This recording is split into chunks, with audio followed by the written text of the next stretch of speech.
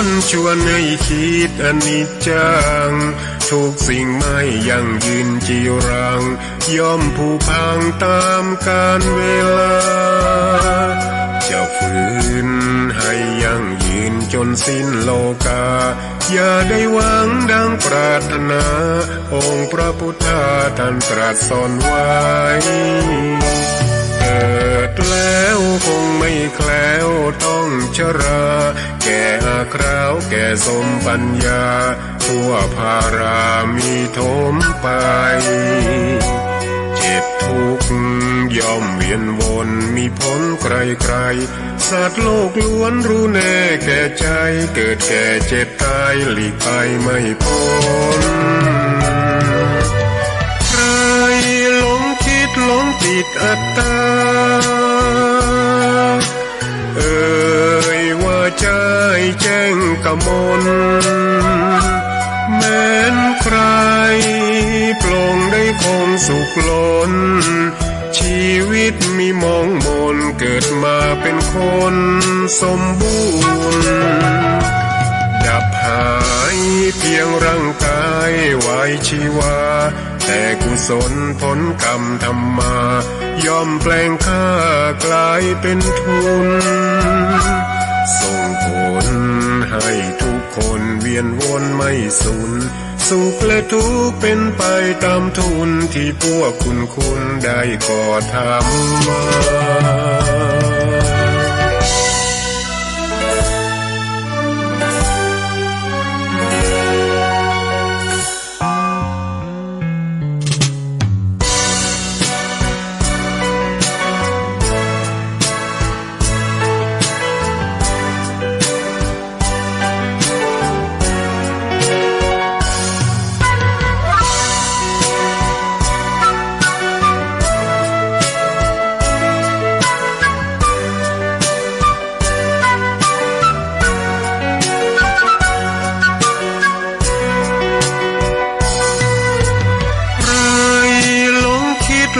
ติดอัตตา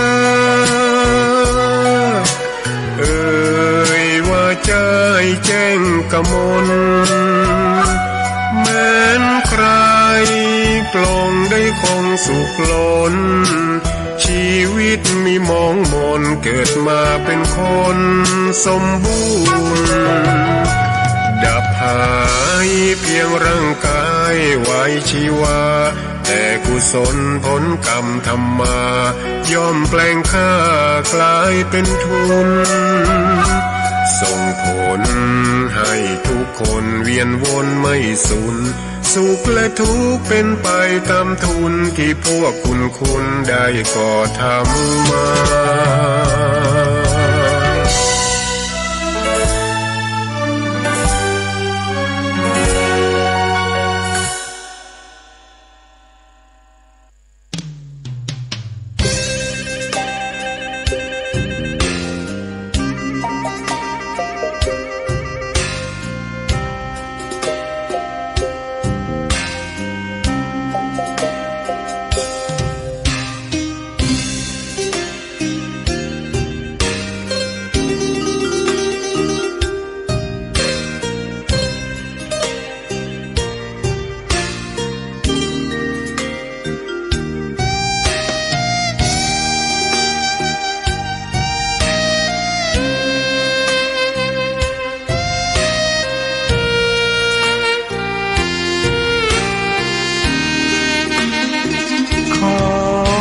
ตำนา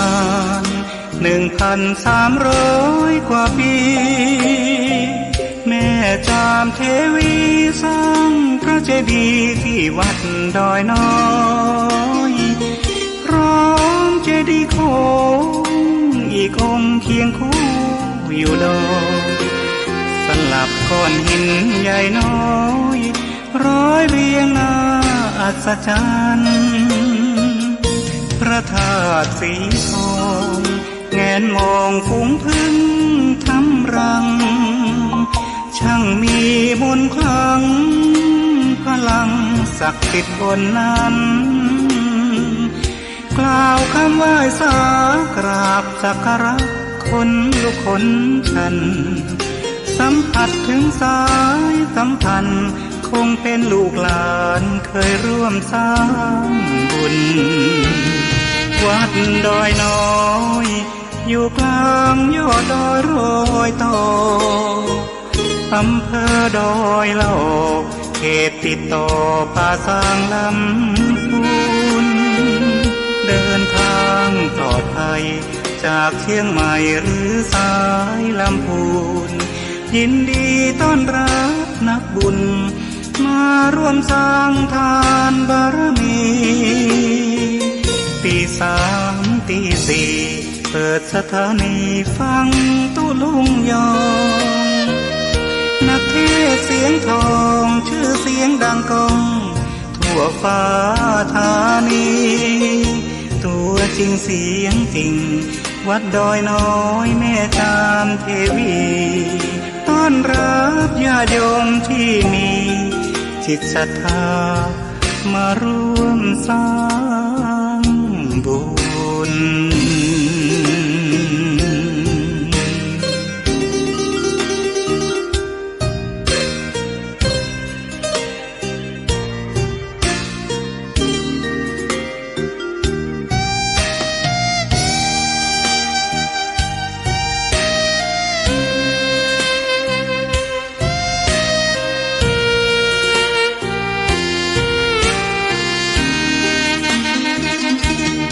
วัดดอยน้อ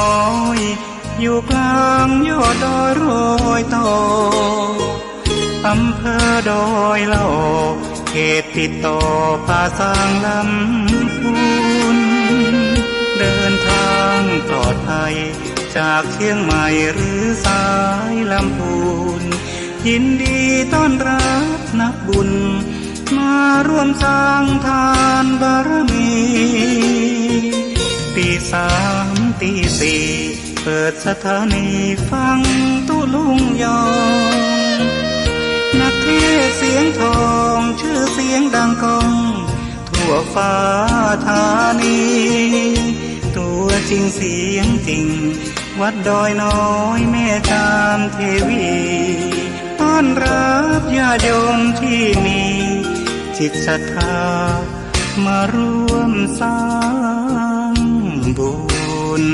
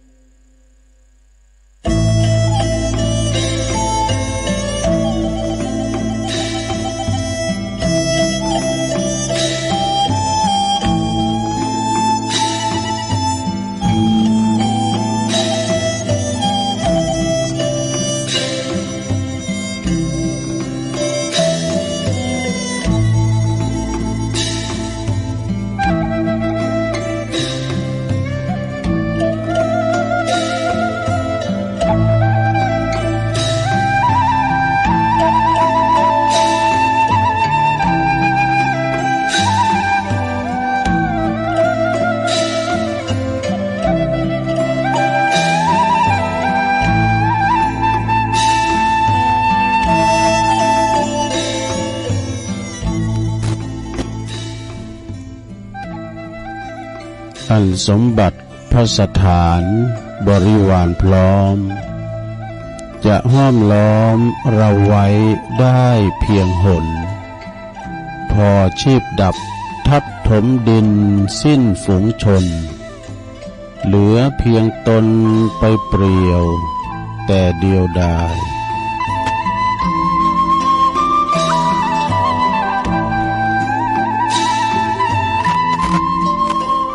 ขอความนอบน้อมแด่พระรัตนตรัยอันมีพระพุทธพระธรรมพระสงฆ์เป็นสรณะที่พึ่งขอกราบแนบไต่ไหวสาถวายความเคารพมายังครูบาอาจารย์พระมหาเถรานุเถระตอนเจ้าคณะพระสังฆาธิการพระภิกษุสามเณรเจ้าจุโตนจุองค์กุวัดวาอารามพร้อมตึงสำนัก ติภักส่งตัวเนอขอความเจริญในธรรมเจริญปอนมายังบรรดาปอออกแม่ออกศรัทธาตันสาธุชนนักศีลนักบุญคุณดีต่างหลายเนาะบ่ว่าจะปิ้นปอลงแม่ลงปอลุงแม่ป่าตั้งปีป่าหน้าเอาอาศรัทธาตื่นจองห้องวัดเท่าแก่หนุ่มกำใจยิงต่างหลายเมื่อว่าแตกตื่นมื่นตาตื่นจูนขืนมาก็งมซามหาเครื่องหับหาวิทยุโทรศัพท์ก็มาเปิดฟังรายการนี้ปนตั้งชื่อว่ารายการสัพเพเหระปะกิณกะขอนลุงไก่แจ้งรายการเสียงธรรมแสงทองซึ่งรับผิดชอบบริหารเวลาดำเนินรายการโดยตนตัวแห่งอาตมาภาพเก่ากระผมตุลุงนันชัยวัฒนาคาเสโนจัดรายการอยู่ที่บุญห้องส่งวัดประทาดอยน้อยตำบลดอยหล่ออำเภอดอยหล่อจังหวัดเชียงใหม่มาปบมาปะกันในยามค่ำคืนดึกดื่นมากันแบบโตปินหรือว่ามากันแบบสดเป็นรายการแหลกเนอศรัทธาญาติโยมต่างหลายก็มานั่งนั่งจากัปออกไม่ออกศรัทธาเนาะในขณะที่ว่าเปิ่นลับไหลกันอยู่ในห้องแห่งความนิทรานะอาหารตาพักผ่อนสายตาเวลานี้เป็นเวลาลับเวลานอนตัวลงก็เมื่อคืนเป็นนกจันเมื่อวันเป็นนกเก้ากันเนาะเพราะว่าธรรมะก็คือหน้าที่มาปฏิบัติหน้าที่ตามที่เปิ้นมอบหมายถวายเวลาก็มาปฏิบัติธรรมเนาะมาค้นคว้าเอาหยังมามาจากัปออกศรัทธานะเพื่อเสริมเดี๋ยวก็มีขัดติเตือนอกเตือนใจพองบางทีก็เป็นกรรมหมดกรรมงานกรรมหลินกรรมโหไปไม่กรรมแต่เรียกว่าเป็นนั่นกรรมหลินไปเหมือนกับก็ไม้ตุนหนึ่งเนาะต้นไม้ต้นหนึ่งนี่มันจะมีตึงแกนมันปีมันเปิกมันในห่อหุ้มกันไว้หรอกก็ไม่จะมีกระเกนก็หยุมได้มันต้องมีปีมีเปิกนะห่อห่มไปดูดน้ำขึ้นไปหาใบหาหยอดก็เหมือนกันเนาะในโลกฮอนี่มีตึงแต่พองลิ่นพองนะมีทุกหลากหลายเนาะศรัทธาญาติโยมต่างหลายเหมือนกับรายการแต่ละรายการบางทีบางบางต้นบางองค์เป็นกฎแต่มีเกียรติมีสารนะบางต้นบางองค์นั้นเป็นก็อย่างตุลุงนี่เป็นตุ่นเนี่ยเป็นบะเลาะเบาะแบะไปนะแต่ก็เป็นตามที่สัตตายของตุลุง แต่ว่ามันพิษแผกแตกต่างกันเป็นไปนะเป็นกำลินกำโหล้ำไปก็ต้องขอสุมาอาภัยครับนักปราชญ์บัณฑิตกูรูทั้งหลายนะผู้โหเนาะนะเอาละจะไปอารัมภบทนักเตอเนาะก่อนที่ตุลุงจะได้ไปตั้งสถานีวิทยุคืนบุญต่างๆที่เปิ้นก็ก้องสัญญาณนำรายการในสู่ตันผู้ฟังเนาะตุลุงก็จะนำไหวพระเพื่อความเป็นสิริเป็นมังคละมงคลกับตนกับโตกับขอบกับโคกับลูกหลานตันเต่าอยู่ดีมีสุขเน้อพร้อมแล้วก็กราบหนึ่งกราบสองกราบสามอิมินาสกาเลนะพุทธังอภิปูชยามะอิมินาสกาเลนะ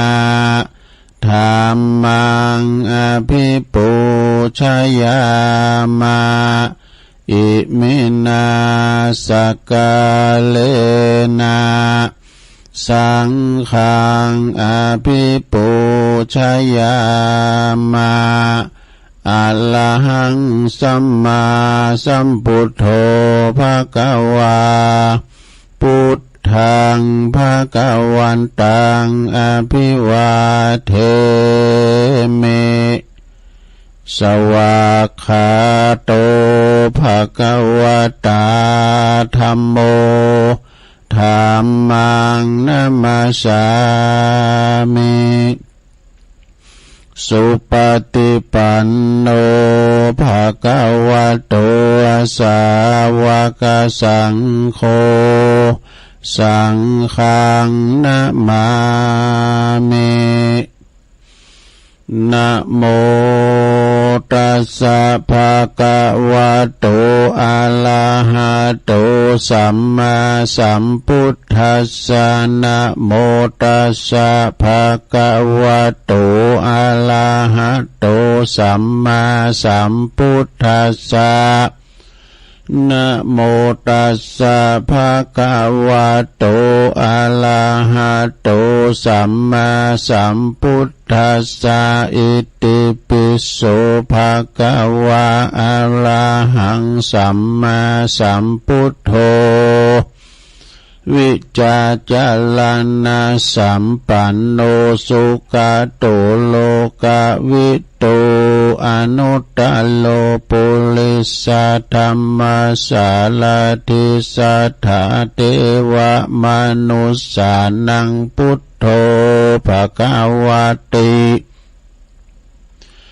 สวากขาโตภะคะวะตาธัมโมสันติติโกอากาลิโกเอหิปัสสิโกโอปันนะยิโกปัจจตังเวทิตาโปวินโยหิติสุปฏิปันโนภะคะวะโตสาวกสังโฆอุจุปฏิปันโนภะคะวะโตสาวกสังโฆญายะปฏิปันโนภะคะวะโตสาวกสังโฆสามิจจิปฏิปันโนภะคะวะโตสาวกสังโฆญาติตังจัตตาลิปุริสายุคาเนอัฏฐปุริสาปุคลาเอสาภะคะวะโตสาวกสังโฆอาหุนายโยปะหุนายโยตักขินายโยอัญจลิกาลนิโยอนุตตลังปุญญเขตังโลกัสสติจายันโตโพธิยามุเลสักกายานังนันทิวัตโนเอวังตวังวิจัยโยโหหิจัยยสุจัยยะมังคะเลอปัลลาจิตตะปันลังเกสีเสปตาวิปุคะเลอภิเสเกสัพพพุทธานังอากาปโตปโมทติ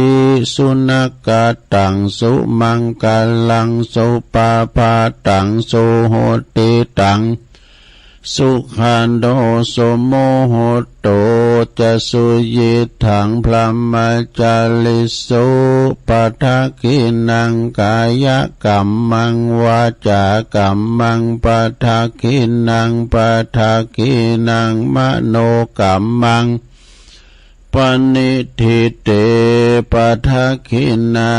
ปัฏฐกินานิกาตวนนะลาพันตัตเถปัฏฐกิเนสัพพิติโยวิวัจจันตุสัพพโลกวินาศตุมาเตภวัตวันตลายโยสุขิติกายุโกภวะอภิวาทานาสิลิสันนิจังวุตตาปัจจายโนจัตตารโอธรรมาวาทันติอายุวันโนสุขังปะลัง เอาแล้วนอศรัทธาญาติโยมต่างหลายตุลุงก็ปิ้นเก้าปิ้นโหนำสวดมนต์ไปเป็นตีเรียบร้อยก็ขอคุณปฏิตะไลรัตนะผ่านแผ่วตังพระแก้วเจ้าตังสามประการเนาะจงได้ดลบันดาลมาปกป้องคุ้มครองรักษามูลศรัทธาต่างหลายเนาะปกป้องคุ้มครองรักษาวัดวาอารามคงแก้วตังสามก่อนกันเนาะแล้วก็มาปกป้องคุ้มครองรักษายังเจ้าสมณะศรัทธาอันมีครูบาอาจารย์พระสงฆ์องค์สามเณรเจ้าที่เป็นประพฤติวัดปฏิบัติธรรมอยู่ในวัดในวาได้มาสืบทอดพระศาสนาต่ออายุพระศาสนาหรือว่ามาเป็นเนื้อนาบุญศรัทธาญาติโยมต่างหลายได้มาสักการะบูชากราบไหว้นะก็ได้มาเป็นเก้าปิ้นประธานนำจิตนำตาลเนาะหือสิ้นหือปอนนำประพฤติปฏิบัติต่างศาสนวัตถุก่อสร้างต่างๆนานาสัพพะสัพเพเนาะประสงค์องค์สังฆเจ้านะบางตนบางองค์เปิ่นก็จะเป็นเนื้อนาบุญจะเป็นคุณบ้านเฮาไว้น่ะเนาะเปิ่นก็มาสร้างสมปานแป้งวัดแป้งว่าเฮาเป็นดีเป็นงามไว้น่ะเปิ่นจะได้มาเกิดมาสร้างก็อุปถากอุปถัมภ์กันไปเนื้อศรัทธาเด้อปลงแม่ลงก็ดีเนาะขอให้มีสุขภาพพลานามัยสมบูรณ์แข็งแรงกินข้าวลำกินน้ำลุงเนื้อลงเน้อปิ้นลมโพลมใสของลูกของหลานตุลุงก็ขอเป็นกำลังจิตกำลังใจหาอีปออีแม่ที่เดินเหินไปไหนมาไหนบ้านใดติดตังติดเต้งอยู่น่ะก็เอาอันนี้เนี่ยลงเนอะเอาวิทยุเนี่ยเป็นกูเป็นกีมไปฟังนำฟังทำไปจบตุนหนึ่งก่อตุนหนึ่งขึ้นมันตึงมีตึงวันเนาะศรัทธาญาติโยมทั้งหลายนะเอามาประดับจิตประดับใจฟังกันไปตั้งปอบ้านแม่บ้านก็ดีจะขับรถขับลาออกคู่บ่อโหไปกัดไปลีไปที่ไหนที่ใดก็แล้วแต่ก็ขอให้มีสติก่อนสตาร์ทรถมันหนักมันหลายระวังตึงรถเปิ้นรถเฮาเนอะใจความระมัดระวังไปดีมาดีทั้งขาไปและทั้งขากลับเนาะเอาต่อไปไปตั้งสถานีวิทยุคืนบุญต่างๆ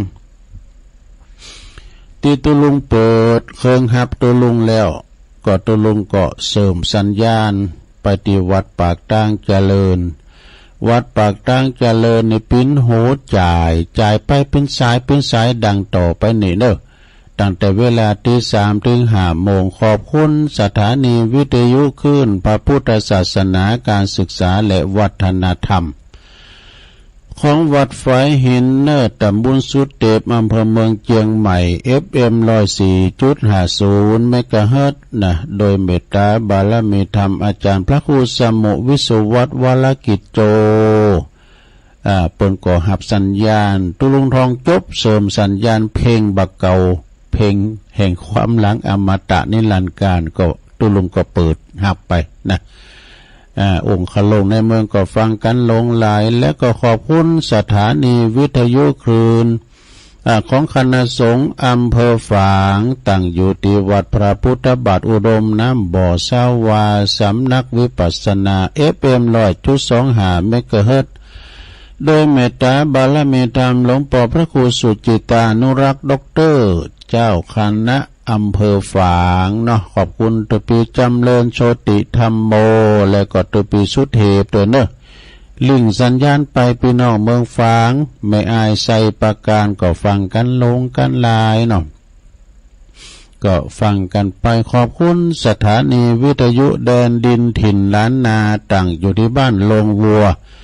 ตำบลนำบ่อโลงอำเภอสันป่าตอง FM 103.50 เมกะเฮิรตซ์โดยคุณรุจิสมบัติเงาคำเจ้าของสถานีเฮาเด้อ ขอบคุณสถานีวิทยุคลื่นธรรมะของชุมชนวัดห้วยตองซักตำบลคงเปาอำเภอจอมทอง FM 98.75 เมกะเฮิรตซ์โดยเมตตาบารมีธรรมจารย์พระครูวาปีวรมานิตพี่น้องโซนไต่ซ้ายแต่ก็ฟังกันไปขอบคุณสถานีวิทยุมนต์เสียงธรรมจากอำเภอแม่แจ่มวัดบุพาราม FM 106.25 เมกะเฮิรตซ์โดยเมตตาบารมีธรรมหลวงปู่พระครูมงคลวิสิทธิ์หลวงพ่อใหญ่เจ้าคณะอำเภอแม่แจ่มแล้วก็ขอบคุณท่านพระปลัดอุทัยตึงสองอุทัยโดยนะครับผมเด้อขอบคุณสถานีวิทยุเน็กเนวเรดิโอ FM 96.75 เมกะเฮิรตซ์ตั้งอยู่ที่บ้านโจงตำบลทุ่งกวาวห้างหุ้นส่วนจำกัดอนุสรณ์เรดิโอ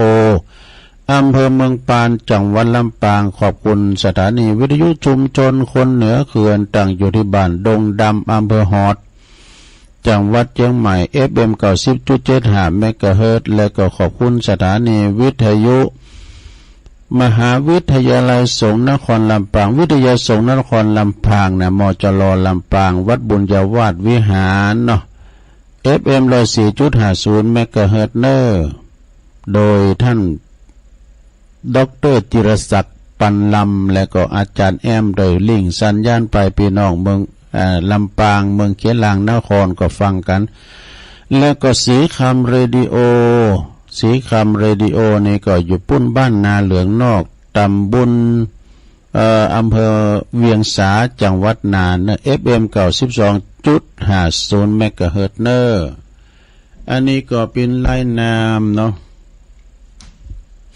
เจ้าของสถานีที่เปิ้นรับลิงสัญญาณนำรายการนี้ไปสู่ท่านผู้ฟังตั้งบ้านตั้งจองตั้งหอตั้งเฮินแล้วขอบคุณที่ฟังและสถาที่เปิ้นฟังตั้งระบบ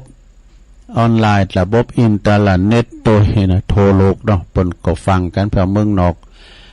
ฟังกันได้ก็ฟังกันไปศรัทธาญาติโยมในเวลานี้ยามนี้กินต้านหยาดน้ำเอาไว้ลงลายจักได้สบายเกิดสุขไปหน้าศรัทธาเนาะสุขตั้งกายสุขตั้งใจสุขตั้งกายเฮานี่ก็คือปราศจากทุกโศกโรคภัยคอเจ็บคอไข้คอใดภัยญาติมามีอัมพาตนะมีมาเบียนคีเบียดเบียนในร่างกายของเฮามีโรคภัยไข้เจ็บอันนี้สุขตั้งกายแต่สุขตั้งใจนะก็คือปราศจากความโลภโกรธหลงนะกิเลส3ตัวตัณหา3เหงาอันนี้ก็มาบิดเบี้ยนเฮาอ่ะนะอยู่กินอยู่ต้านไปทำแต่ได้เปิ้นวันนำเพียงใดก็ดอกบูดเพียงอันเนาะอยู่กินอยู่ต้านกันไปจอยเหลือสังคมจอยเหลือบ้านจองในหมู่บ้านเฮานะเปิ้นมีการมีงานทางใดก็ตามเฮาก็ไปเอาตนเอาโตไปจอยเอาบ่าเอาแหงไปจอยนะกลางโต๊ะกลางเต้นคุ้นโคคุ้นถวยคุ้นช่อนนี่นะเนาะจอยอันนี้เรียกว่าขนขวายนะวัยยาวัจจะไม่ขนขวายถ้าว่าบันใดจองใดมีแต่คุณอุดหนุนจุนเจือเอื้อเฟื้อเผื่อแผ่กันเปิ้นเนี่ยเรียกว่าคุณนอนสูงหรือนอนขว่ำคุณนอนต่ำหรือนอนหงายน่ะที่ก็บ้านไหนมันตึงมีดูขหบดีกานี่หรือว่าเก้าไม้ที่มันสูงแล้วเปิ้นให้เนาะที่มันสูงแล้วเปิ้นก็คือซ้ำเตอก็มีขหบดีในหมู่บ้านเอาเปิ้นกินเปิ้นทานเนี่ยเปิ้นออกปัจจัยหนักก็อันนั้นเนาะนะเรียกว่าเปิ้นมีหนักก็หอมหนักเฮามีน้อยก็ตามบาทตามแห้งอันนี้เรียกว่าสงเคราะห์ซึ่งกันและกันเวลางานศพงานสากน่ะเนาะงานศพงานสากเปิ้นอยากไล่เข็นใจนะผู้รักผู้ใหญ่ที่นอนสูงนอนขว่ำเปิ้นก็จะมาอนุเคราะห์สงเคราะห์เนี่ยบัดเดี๋ยวนี้จะหันได้ว่าวัดว่าอารามนี่ก็สงเคราะห์นะคุณยากคุณจนนี่บางบางทีนี่หล่องเนี่ยบ่ได้ซื้อนะไปขอตามวัดศรัทธาเนาะเนี่ยพระสงฆ์เปิ้นสงเคราะห์ดูสังฆสามัคคีสงเคราะห์สงในสงเคราะห์เฮยยังหลายอย่าง อย่างว่าเปิ้นปิ้นเปิ้นตายอย่างน้อยก็หล่องเนี่ยกรรมเนี่ยตุลุงเคยไปวัดศาลาเนี่ยศาลาตำบลน้ำแพร่หลวงพ่อพระครูโชติสุวรรณสอนเนี่ยเปิ้นจัดแจกดูแจกลงศพกาเวลาศรัทธาเปิ้นได้ละสังขารไปตุกไหลเข็นใจพองตุกผมตุกพองเปิ้นก็แจกกันไปนี่ตานของที่เปิ้นไห้เปิ้นหุยเนี่ยนะอายุมันยืนยาวเนอะสนะเนอะตานที่เปิ้นได้บุญหนักเนาะอย่างว่าเฮาสร้างพระศาสตร์เนาะพระศาสตร์ใส่ศพก็สร้างเมนสร้างเนี้ยที่เปิ้นที่เสียงบุญลาสังขารไปเพราะว่าอายุมันยืนยาวนะศรัทธาญาติโยมท่านก็สร้างบุญบารมีไปกินต้านหยาดน้ำเอาไว้ลงหลายจักได้สบายเกิดสุขไปหน่าอย่างตุลุงวาเนาะกินไปตานไปแล้วก็ปวดระมัดระวังทรงในปวดเวลาว่ากลางวีกลางวันนี่มันจะฮ้อนหน่อยเน้อลงเน้อโดยเฉพาะคุณสูงไว้อย่างเฮาเนี่ยนะสวจะไปตากแดดให้นะเพราะว่าลุมสตกเนี่ยสตกใส่ย่านน้ำจักเป็นว่าโลกมากับความห่อนนะฮิสโตรกพูดว่าอันน่ะก็ระมัดระวังแล้วว่าไปในม้ามอยเนาะเพราะว่าเบิ่งกินน้ำกัดให้คำเดียวลงอันนี้ตุปีลงไปอยู่เมืองน่านบนวัดทุ่งพึ่งตำบลทุ่งช้างจังหวัดน่านส่งเฟซส่งไลน์มาให้ตุลุงพอเพิ่นว่าหลวงตาฉันน้ำเย็นดับดูซะนะหลวงตาก็ฮู้คุ้นเฒ่าอย่างตุลุงเขาเนี่ยกะนะไปไหนมาหมอยแล้วก็กินน้ำอุ่นนี่มันสิว่าบ่อิ่ม มันเหมือนน้ำกัดเฮ้ยน้ำเย็นนี่นะแล้วเธอก็จะกินหนักไปยาอีกก็เลยมาจบชีวิตเพราะกินน้ำนะสะดาก็ใจความระมัดระวังหน่อยเด้อสะดาเอาละตอนนี้ไปตุลุงจะอุดถึงโลกธรรมทั้ง8นะโลกธรรมทั้ง8มีอย่างพองหลงตา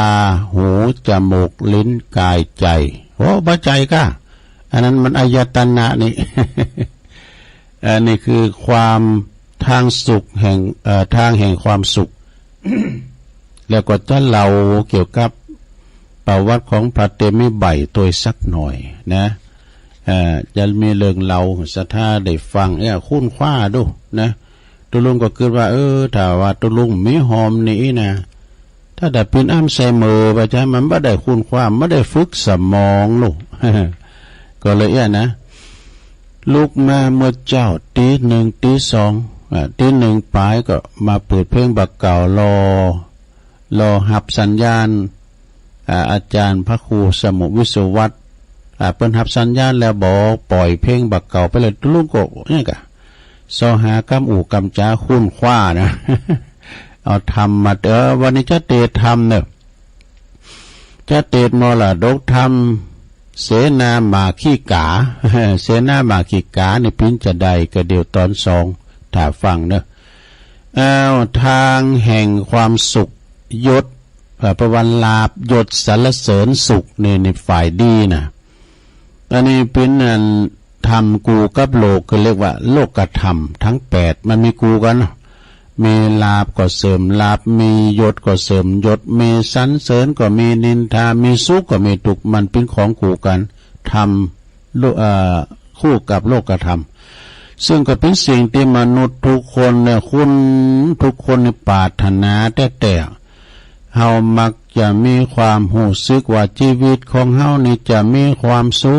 ขเมื่อใดสิ่งได้สิ่งหนึ่งมาสมความปรารถนาแต่ว่าความจริงแล้วนะ ลาภยศสรรเสริญสุขก็เปรียบเสมือนมีด2 คุ้มนี่ผ้า2 คุ้มเลยลงเด้อถ้าเฮาขาดสติหรือว่ามีจิตใจที่ถูกครอบงำโดยกิเลสตัณหาแล้วคมมีดนี่แหละนะจะทำลายเฮาแล้วก็เป็นอันตรายแก่ผู้อื่นได้ความเป็นอันตรายแก่ผู้อื่นได้ค ความที่มียศมีลาภมียศถาบรรดาศักดิ์มีอำนาจวาสนามีบารมีหนักสำหรับผู้ที่มีจิตใจบ่เข้มแข็งแล้วนะก็จะหลงได้ง่ายๆเด้อเป็นโอกาสที่จะให้ความชั่วทำความชั่วได้มากมายเหมือนกันแหมแล้วนะแล้วก็สำหรับปุถุชนนะความปรารถนาในลาภยศสรรเสริญสุขความปรารถนาในอำนาจวาสนาก็เป็นอันเรื่องธรรมดานะอย่างได้ก็ตามเด้อเฮาต้องมีสติปัญญาฮู้จักตัวเองฮู้จักสันโดษพอใจในสิ่งที่ใดมีที่มีแล้วก็ที่เป็นนะที่ใดที่มีที่เป็นเนี่ยพอใจตามกำลังความสามารถของเฮาหากต้องประสบกับความเสื่อมลาภเสื่อมยศนินทาทุกข์ก็จะมีสติว่าเป็นว่าให้มีสติปัญญาที่มันเข้ามาตั้งใจเฮานะโลกธรรม8นี่ก็คือได้ลาภก็เสริมลาภได้ยศก็เสริมยศสรรเสริญนินทาทุกข์สุขเป็นอนิจจังบ่เที่ยงแต่แน่นอนได้มาแล้วก็จะไปหลงเพลิ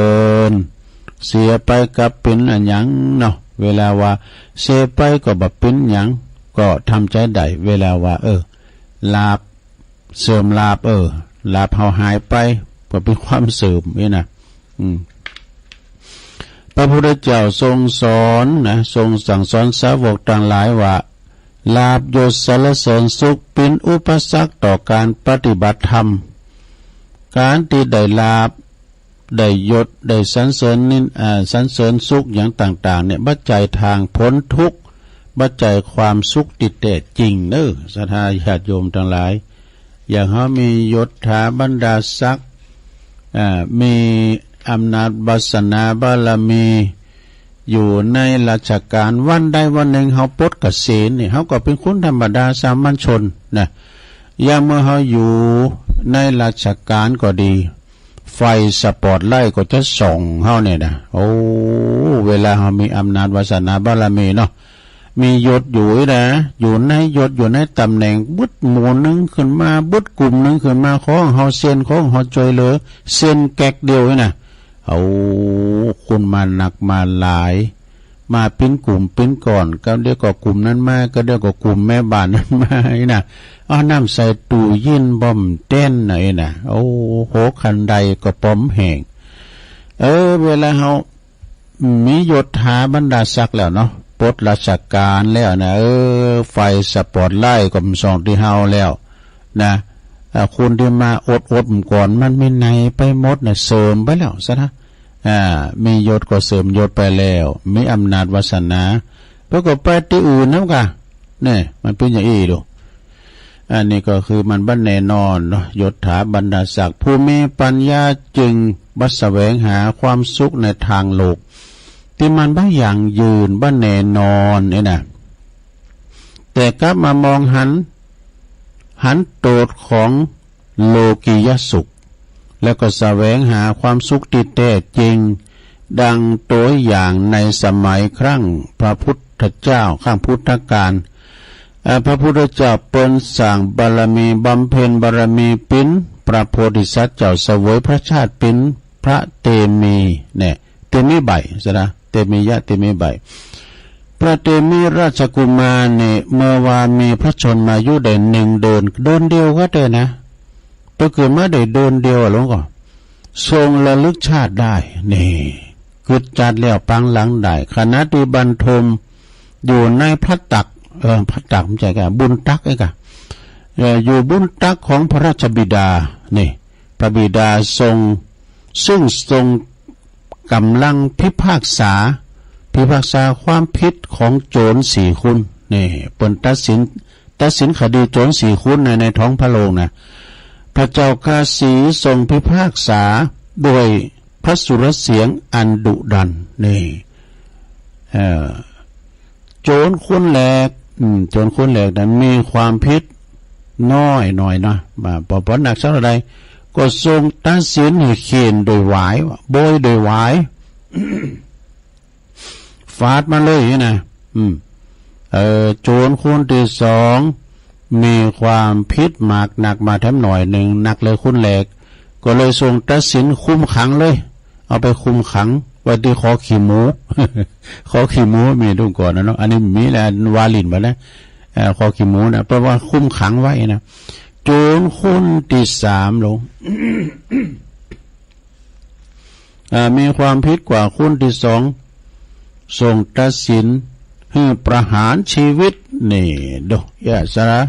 เหมโหดนะเป็นตัดสินความและพระราชาถลัดแล้วไม่คืนคำโจรคนที่สี่ซ้ำมีโทษมหันต์มีความผิดมากมายกว่าใครเพื่อนนะก็เลยทรงอติและก็ทำทารุณกรรมไว้หนักนะสร้างวีรกรรมไว้เยอะแยะมากมายเลยทรงตัดสินให้เสพเหลาทั้งเป็นดูหลงคือพอกะให้เสพเหลาทั้งเป็นปักประจันวัฒนาประตูเมืองดูเอาพระกุมารและลึกชาติได้ว่าชาติหนึ่งในอดีตนี่พระกุมารก็เคยเกิดมาเป็นกษัตริย์เหมือนกันเด้อครองเมืองนี่เหมือนกันอยู่20 ปีวะก็ได้ตัดสินประหารชีวิตของผู้คนมาบ่น้อยตายแล้วบาปกรรมก็ส่งผลให้ไปเกิดตกมรณะได้ถึง8,000 ปีดู เพิ่นได้ไปตกมรณะมรณะจีนั่นก่อนมันมีด้วย ก่อนนี้มันคนเฒ่าก็มันเดือที่นะฟังนะบ่หน้าบ่หน้าจีมันบ่หน้าจีมันไม่จือมันแล้วก็พระราชกุมารนี่ก็ไปตกมรณะอยู่8,000 ปีพ้นจากนรกแล้วเนาะบุญก็จึงส่งยู่ให้มาเกิดในเมืองสวรรค์จ้านตาวติงสาหรือว่าชั้นดาวดึงส์จากนั้นก็ได้ลุกมาเกิดในมนุษย์โลกมาคนเป็นมนุษย์ในราชกุมารในราชกุลเดิมนะที่ครั้งหนึ่งเนี่ยอันนี้ก็เป็นเกิดมาเป็นกษัตริย์ตาแล้วกันไหมนะเกิดตัดสินประหารชีวิตเหมือนกันเกิดมาทำจาไหนกูนี่จะได้หลีกเลี่ยงจะได้จานะเป็นปิจารณาวานถ้าว่ากูยังอยู่บนพัดตักอยู่บนตักหน่อยใหญ่จำเลิ่นไว้ใหญ่หนากาบ้านมาแถมหน่อยพระราชบิดาว่าความบัดใดเฮาก็จะได้คืนเต้นให้เหมาะนะเพื่อใครหลีกเลี่ยงนะหลีกเลี่ยงตัดสินโจรทั้งหลายกันนะพระราชกุมารกึดใดว่าหากเป็นฆราวาสต่อไปก็จะต้องทำบาปอย่างเก่าอีกนะเพราะตำแหน่งหน้าที่บังคับให้ทำนะแล้วผลของบาปก็จะสั่งให้เฮาเนี่ยไปตกมรณะอีกนะพระองค์ระลึกได้ดังนี้แล้วก็ว่ามาเป็นทุกข์ทรมานมันนั้นมีทุกข์ทรมานใดๆที่จะให้ไปกว่าทุกข์ทรมานอยู่ในมรณะจึงใคร่ครวญแล้วก็หาตั้งปนไปจากตำแหน่งแห่งกษัตริย์นับแต่เวลานั้นนี่นับแต่เวลานั้นจะเยจะได้หาข้อคิดจะได้คิดไปคิดมา เมื่อพระเตมีเนาะราชกุมารตัดสินพระทัยว่าจะบัสดิษขึ้นครองราชสมบัติเป็นพระมหากษัตริย์ต่อไปอีกนะจึงทรงใจวิธีเสแสร้งแกล้งทำเป็นคนงอยเป๋หูโหนกหูเต้นนี่นะเป็นคนใบบะหือบะอูจาบะอูจากะไผวะนะเปิ้นแต่งเป็นคนใบนั่นน่ะเตไม่ใบนะแม้แต่จะถูกทดสอบต่างๆนะก็อดไว้ใบยอมแสดงอาการพิรุษให้ปรากฏนี่พระราชาก็เลยมาปรึกษากับพวกพราหมณ์ทั้งหลายลูกเฮานี่เป็นจะได้ฮะลูกเฮาเนี่ยก็ได้คำแนะนำว่า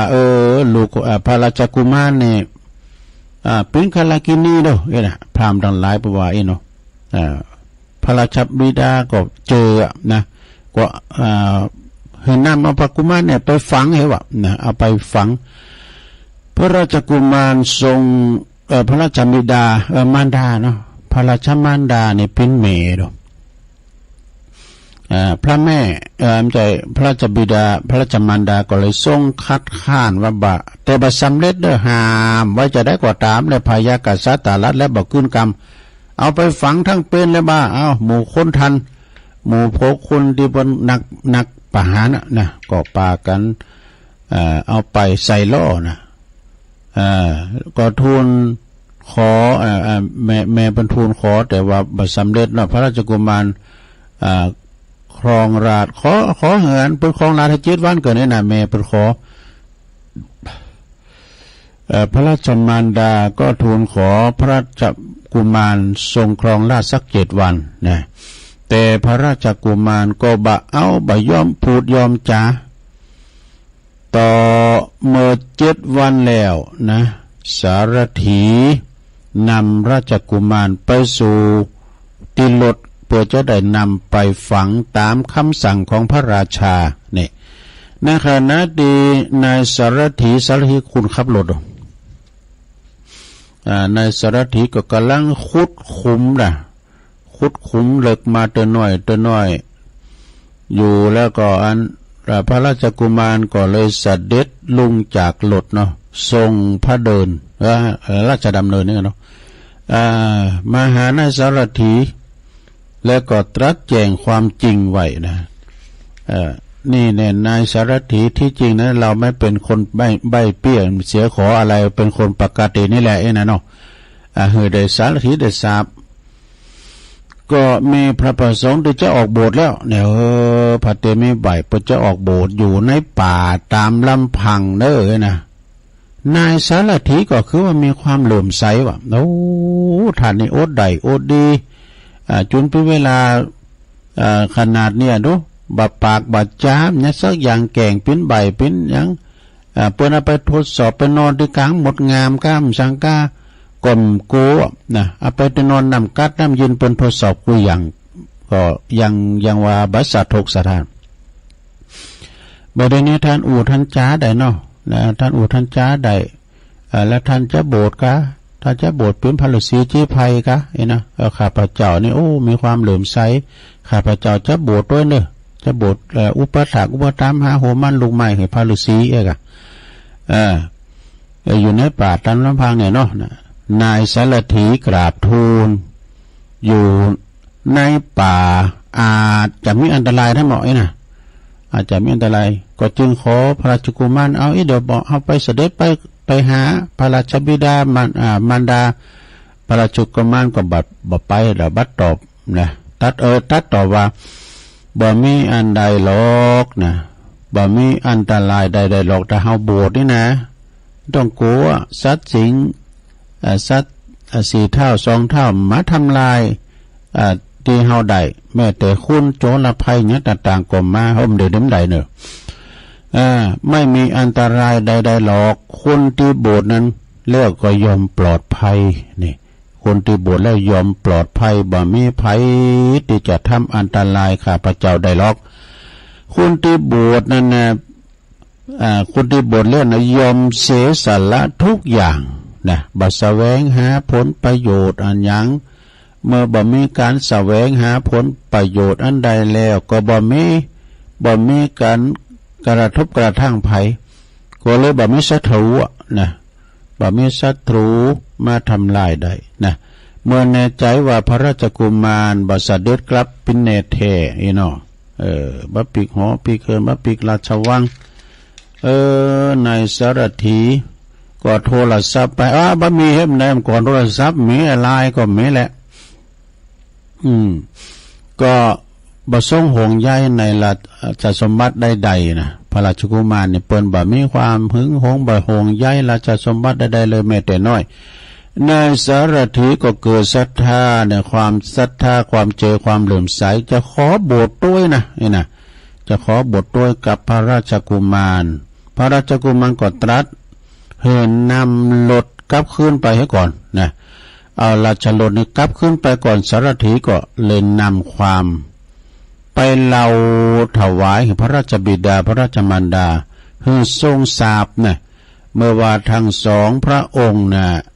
พร้อมโดยอามาตย์ทั้งหลายสาบแล้วก็ปุตตปาข้าราชบริพารทั้งหลายจึงเสด็จออกไปหาเนาะ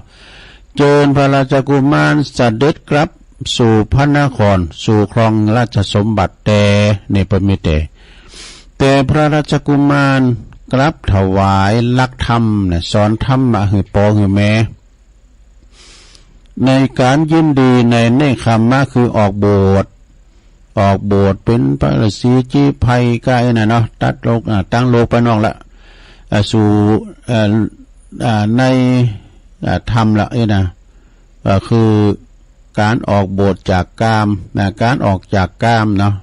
พระราชบิดาพระราชมารดาพร้อมโดยพระบริวารทั้งหลายก็เริ่มใสแล้วเนาะเริ่มใสในคำสอนของลูกนะของงานพระราชกุมารก็เลยเสด็จออกผนวดบวชตามกันไปหมด ได้เมียนพระราชาเมืองอื่นอีกทั้งมากมายที่เสด็จออกบทผนวดด้วยกันนี่นะแล้วก็มาสัตย์พระราชโอวาทของพระราชกุมารนะออกบทตามกันไปหมดจบไปให้ตอนนึงก่อนนี่สถานี่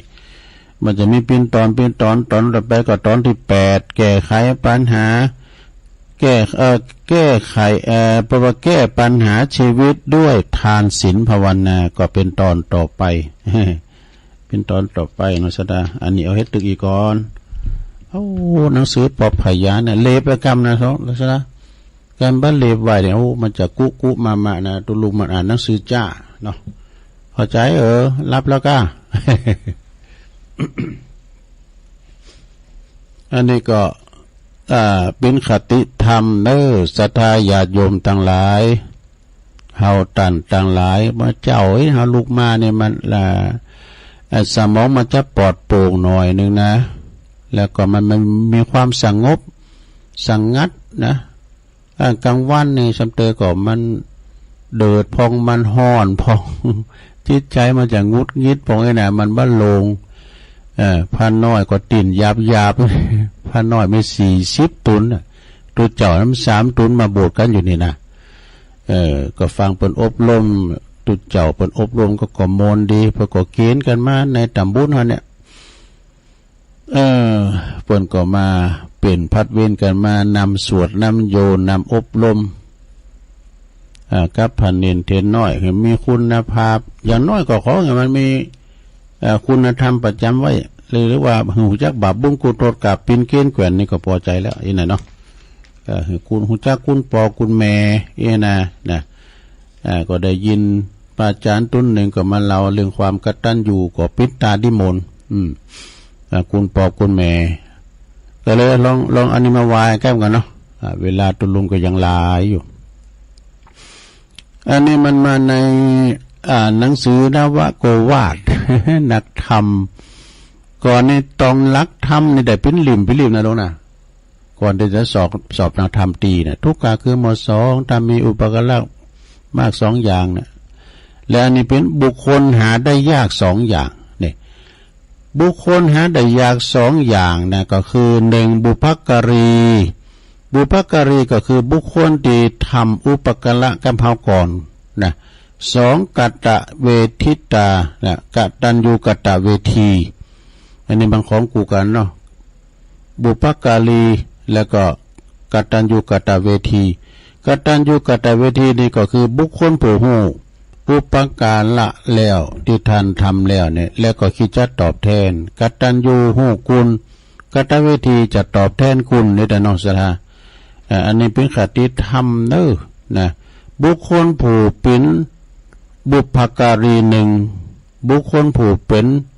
ผู้กตัญญูกตเวที1เป็นบุคคลที่จะทำหน้าที่ต่อกันให้สมบูรณ์ได้ยากเพราะต่างฝ่ายยังมีตัณหาครอบงำจิตใจอยู่นะผู้เป็นอุปการีว่าผู้เป็นบุพการีอาจจะทำหน้าที่บ่ครบถ้วนและก็ผู้ที่มีหน้าที่ กตัญญูกตเวทิตาอาจจะทำหน้าที่ก็บ่สมบ่สม่ำเสมออีน่ะเนาะ เปิ้นก็ว่า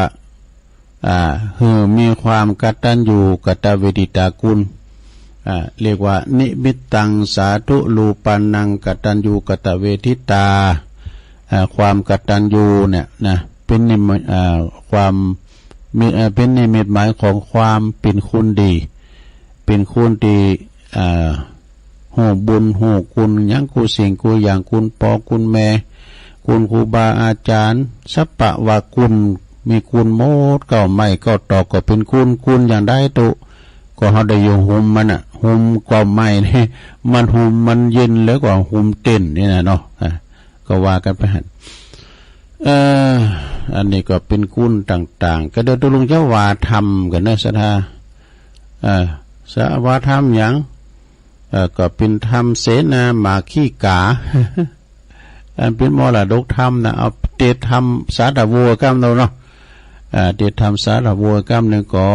นก็เดี๋ยวลุงพักเบรกกินน้ำแป๊บเดียวกันเนาะเดี๋ยวจะมาว่าธรรมมรดกธรรมปืนเมืองกันต่อไปเนาะ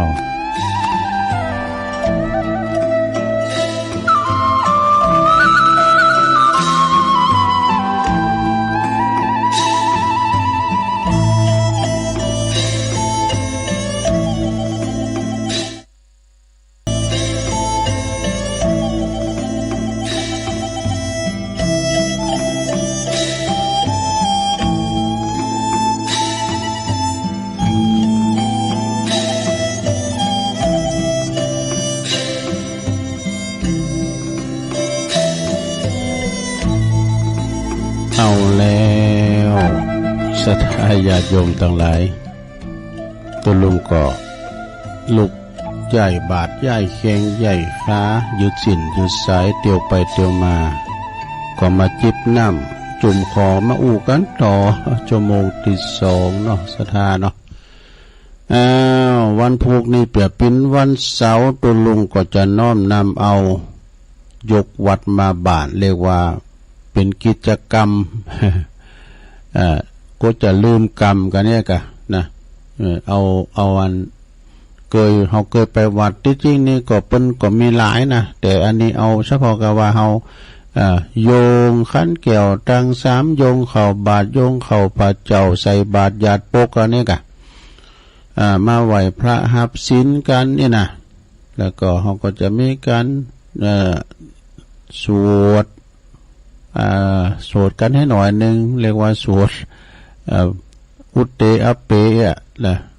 แล้วก็วันตากาอีตังตามแบบเบาโบราณที่ตุ้งเคยว่าก็จะเป็นกิจกรรมยกวัดมาบ้านเฉพาะวันเสาร์เนาะเอาใจอีปอยแม่ที่ก่อนนี่ก็ไปวัดนี่แต่เดือนนี้มันสังขารนี่บ่อำนวยแล้วนะ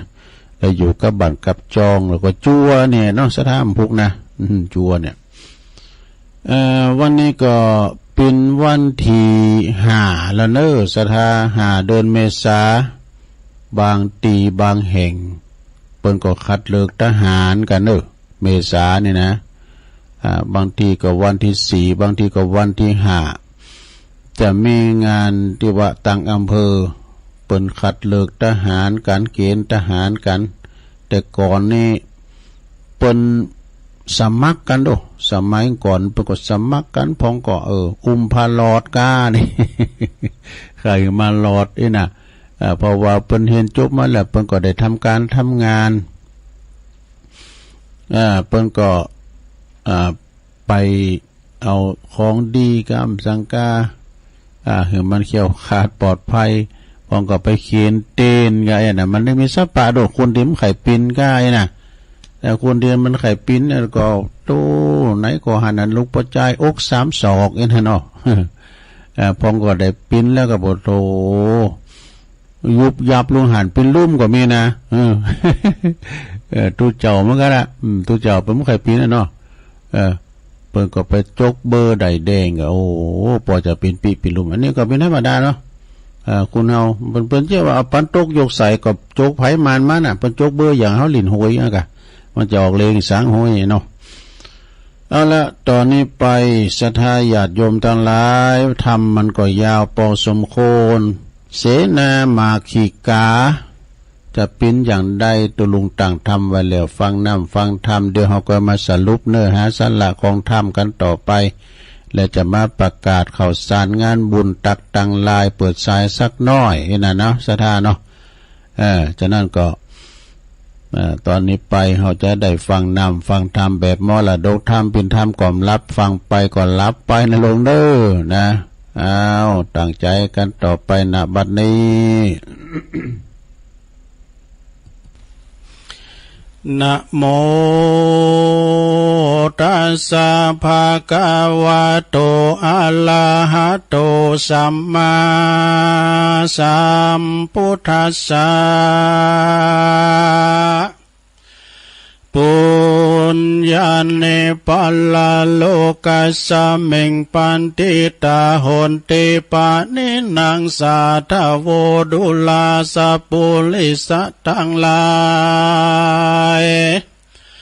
ตั้งยิ่งใจมวลหมู่อันมาพร้อมอยู่นำนาต่างพาธนาใครใดยังสุขพร้อมไขว้สามประการคือสุขสำลานพร้อมนาในโลกลาเมืองคนมีองค์กาตนพร้อมทวนบ่อขาดดวนเสียสีบ่อหอนมีพายาตมาต้องปาดกายยาเข้าของหาได้ง่ายดูตั้งใจเตตานมีลูกหลานใหญ่หน่อยก็อยู่ตามถ้อยคำสอนบ่อาวรเศร้าโศกเศร้าตุกคำเจ้าเจยบานสุขสามประการหนึ่งสาย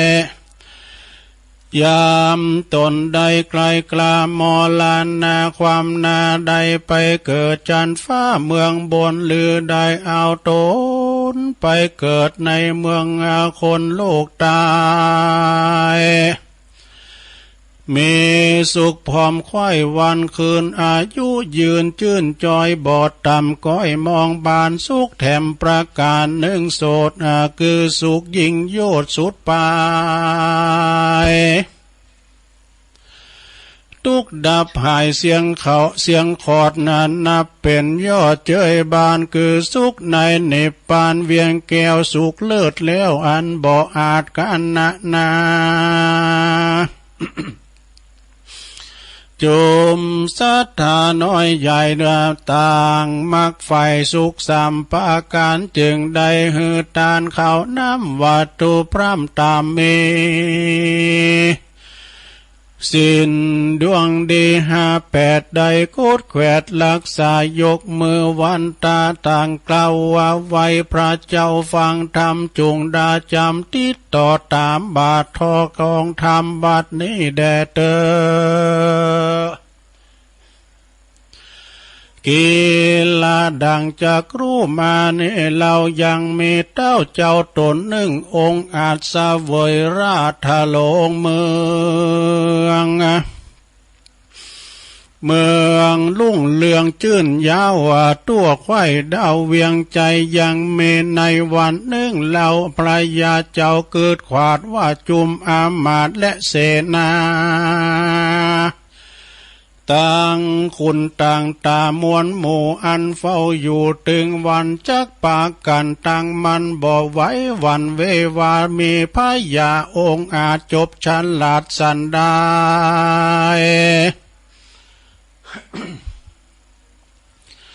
กันว่ากะเน่งใจเมียนควายก่อคนแกว่นใจต่างตานำมาขีกาสุกแก่มายื่นแผ่ลาจาตานแก่โยธาหานักปราตังอามาตคนในขุนเตรียมใจยศใหญ่จึงเหือพร้อมไข่จุคนตาส่วนว่าตนต้านตาวผู้ภาพดาวปาลาก็เอามาขีกะนั่นมาใส่ปากแม่นา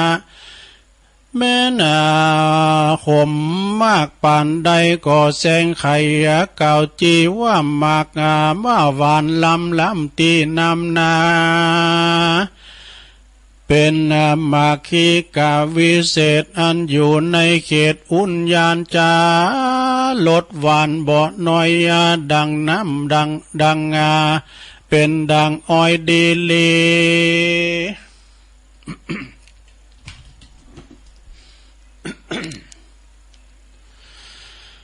เรายังมีหลายแหล่นำมาแผ่ตกปั่นจุงปากันอย่าจะกินตอนหน้าเลวไว้กันว่าเจ้าห่อใจที่ลาดกาวเสียงขาดสุดปายคนต่างลายมวลหมู่ก้าอันอยู่ในโรงการก็ปากันรีบเฮากินตามเต้าผู้บานแม้นว่าบ่หวานสักกะขมติดปากติดคอขมเขาก็ยอมมือไว้บอกเต้าไทยผู้เมว่ามาคีกานี่ดีนั้นลาวหวานดังเต้าเจ้าไข่ปั่นคือหวานมันหลายลากินแล้วหากเปิงใจ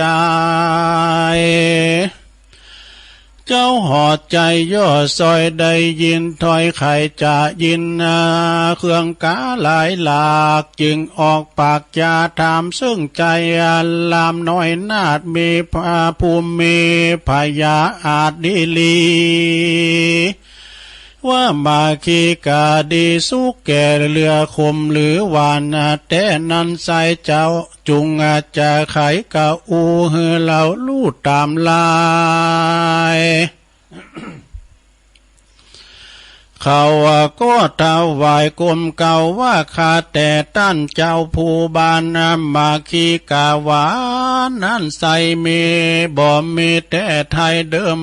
มาคีกาหนุ่มแก่มันยอมคมแต่ดีลีส่วนอันว่ามาคีกาดีสุกแก่อันเต้าแผ่วางปันแก่คนมาในแก่คนในม้วนหมู่อันพร้อมนาอยู่ลงการเขาปากันก้มเก่าว่าไว้เต้าเจ้าผู้มีว่าวันดีว่าวันลำดีเสียงควายลอยเต้าไทยผู้บานมีสมปานมากกวางคือบ่อคืออันใดก่อสร้างเตรียมมาจึงฮือมาคีกาสุกแก่อันขมแต่โบราณกายเป็นวานลำมากตามเขาหากทุนสาส่วนขานี่นาขอไว้บอกเต้าไทยตามธรรมว่าบ่หวานสักกรรมมาสักกาก ตีแต่หากคมลายเต้าบุญภายทิลาดซ้ำถามอามาเสนาว่าจุมสู่จากกาวแก่ว่ามาคีกาเนวานแต่ดีลีบัดนี้เสนาบอดีหนุ่มเนาใดบอกเล่าตูนสาว่ามาคีกาสุกแก่หาคมแต่เลือใจกู้ส่งใส่ใครหูจุงสูจุงอูตามมีว่าวันลำดีหลายหลากลือคมติดปากสันใดเสนาในอามาตฟังเต้าลาดไข่จ้าต่างกิตตันนาดันสอดว่าตนเจ้ายอดเสนาบดีพยามีองค์อาจบฉลาดสัปปาการเต้าผู้บานยอดซอยย่อมหน้าตัวยตามถอยกำเอาอากำเล่าวานาน้ำน้อยใหญ่ไว้เต้าไทยผู้บานว่ามาคีกาวานนั้นเราเพื่อเอาใจเจ้าห่อคำบาดนี้เสนานำผู้องค์อาจก็ได้โอกาสตุนสาว่ามาคีกาขมมากติดขมติดปากบ่หาย เราต่างหลา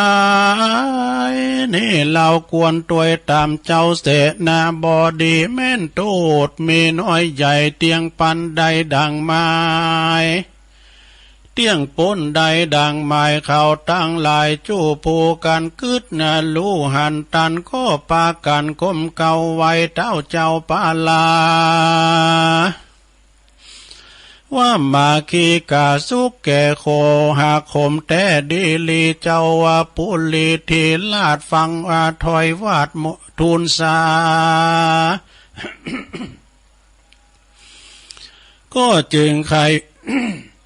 ก็จึงใครว่าจะต้านต่อกับเจ้าน้อยหนอบุญมีว่าดูลาเสนาบดีผู้ฉลาดอ่านว่าอามาตย์โยธา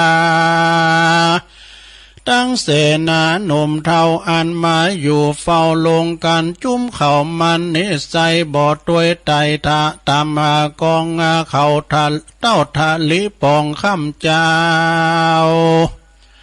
เพื่อเอาใจเจ้าว่าดีลีเจ้าว่าดีเป็นแก่นเขาก็ว่าแม่นตามลายบอกกะนิ่งหมายสันส่งฮือแม่นจ้องกองทำมาคีกาคมมามากเราว่าออกปากว่าหวานเขาก่อตูนสารตอบถอยว่าหวานชื่นจ้อยตัวยกามพิษกองทำหลายหลากหากและเรียกว่าเสนามาคีกาเต้าอาสาอยู่เฝ้าเอาใจเต้าเจ้าได้บ่ลู่คงควายอาสาก่อสร้างฮือเมืองกว้างเลืองไหลกิจจากการใดน้อยใหญ่บ่ใดใจพยาตนเต้ากังวลคำเจ้าจักเอาใจเจ้าหูเหนือหัวย้อนว่ากลัวเต้าไทยบ่ฮือยศใหญ่ไปลุนจุ้มหมู่ขุนดังนี้บ่แม่นที่ธรรมดาบ่อาจทักษาเมืองไว้ฮืออยู่ได้นานไปจุ้มคนในไพ่ใจย่อม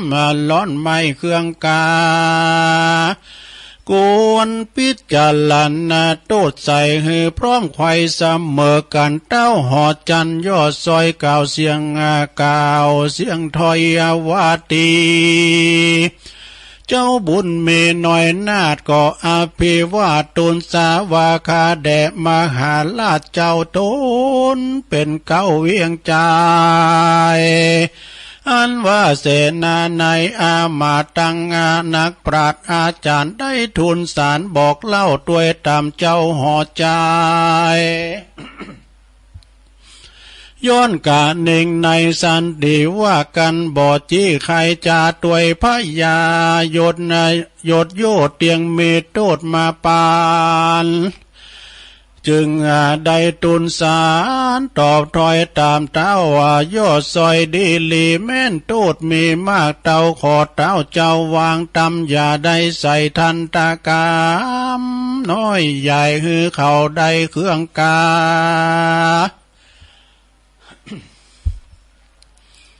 เสนามาคีกานั้นใส่หากยังใจใดดีลีกันจาคือการเจ้าปุลีโยชน์ใหญ่ปฏิบัติตามไตตามธรรมเสนานำหนุ่มเทาก็ย่อมปฏิบัติตามเจ้าผู้บานกันแล้วว่าเจ้าว่าใจหานฮึกหยาบคมขันนาบละวีเจ้าว่ายังเจ้าปุลีไพ่ใจหือร้อนไม่เครื่องกาเสนามาคีกานิสัยก็ย่อมตัวยตามไตไทยเต้าไทยดีลีนำมาไปต่างดีและหลายหากใดง่ายเสมอกันว่าเจ้าหอจันยศใหญ่ใครฮือไพ่ไตคนนายสำลานใจจูดาวควายเขตดาวราชธานีอย่าใดนี้หลีกเว้นลบจากเส้นกองธรรม เหตุเสนานามหนุ่มเทาอามาตย์เกาลีปนย่อมเอาตนเจ้าจ้างเป็นตัวอ้างน้ำตางเอาว่าเจ้าห่อควางเป็นเว้นแม่นว่าบ่แม่นสันใดเจ้าห่อใจนั้นเราหากเป็นเก้าแต่ดีลีเจ้าปุลีทีลาดฟังอามาเสนาฟังเจ้าว่าจะบอกเราก็ตั้งเก้าว่าตั้งแต่เก้าสุดไปต่างมีใจอภายชื่นสู่สาธุการอยู่เนื่องนั้นก็มีหันและนาตาโตทัดแต่นั้นไปนา ตนเจ้าว่าฟ้าภูมิก็ฮือเสนาบดีน้อยนาสอนอย่างโอรสลาดปุตตาภูปาลากายาบ่รู้บาปและบุญบ่ลูกกุลและโทษใจหลายโหดกาลีเสนาบดีโยศใหญ่กันเต้าไทยปันหมายก็คงควายข้ามเจ้าสอนลูกเต้าเจ้าผู้บานนะว่าข้าแด่ราชกุมารอ่อนน้อยจุงฟังรอยตูนสาอันว่าข้านี้นาจักจากเก่าอูหือใดลู่ตามลายตายามเต้าบุญภายทิราชชีวิตขาดเมื่อมอนโตนหนอผู้ทอนนี้เราจักได้เป็นเจ้าแตนไปหือคนในไพ่ตายหายตามก้อยมองขีสำลานดีจื่นยาวควายเขตดาวสีมาเป็นผ่านยาโยดใหญ่จักงาหือไพ่ไตแยงยำเตจะนำมาลายและสลาแผ่อานาเล่าคนเล่าลือซาเล่าสาวควายเขตดาวแดนไก่ย้อนว่าเจ้าห่อใจโยดใหญ่ปฏิบัติควายตามธรรมอันนามีกุลนำมากกวางนาต้านเก่าอ้างว่าพรหมวิหารเมตตาคือฮือมีใจบ้านไฟหอยรักภัยน้อยยิ่งใจลีโปนลายหนุ่มเท่าอามาตย์เก้าเสมอกันใครฮือคนมันใหญ่น้อยอยู่จื้นจ้อยเจยบานกะลุนาหันคนตกผานกันอยากใครเขาได้พ้นจากเครื่องขีมุทิตามีหันคนเป็นดีหลายแหล่บ่มีใจแผ่มีใจแผ่จมบานอุเบกขาหันคนสำลานหลายลาเข้าของมากทมนาก็บ่พาทันนาใครได้เอามาไว้เป็นของตนหันคนท่าลนกันอยากทุกข์ลำบากเครื่องกาย้อนว่ากำปาลาชาติก่อนมาไล่ตอนตัวยตันเจ้าหอจันโยดใหญ่ควรวางใจไว้ตามมาทำกันว่าเจ้าหอคำธิราชเว้นตั้งบ่เว้นขาดพรหมวิหารตั้งสี่ประการนิสัยจุ้มไผ่ไตยิ่งใจเสนาหลายหนุ่มเท้าอามาตย์เก้าคนในย่อมมีใจจื่นยาวยอดเต้าคุณดีลีพระเป็นพระภูมิเจ้าฟ้าจุงลักภัยฟ้าเจ้าปราจาปาโบลานจาบอกเล่าตั้งแต่เก้าเดิมอ่อนว่าเป็นพระภูธรยศใหญ่เฮือรักไพร่ไตยิ่งใจกันว่านายเป็นนายฮือหักหมู่กันเป็นปู่ฮือหักหลานเป็นครูบาอาจารย์นักปราชญ์ อย่าได้ขาดปิ้นเตาหันคนเมาก็อย่าไปไกลหันคนใบก็อย่าได้จ้าเป็นข้ามาโปจากาแก่บ้านก็อย่าขี้ข้านการลวงคนปันปวงน้อยใหญ่อันอยู่ไกลแดนตน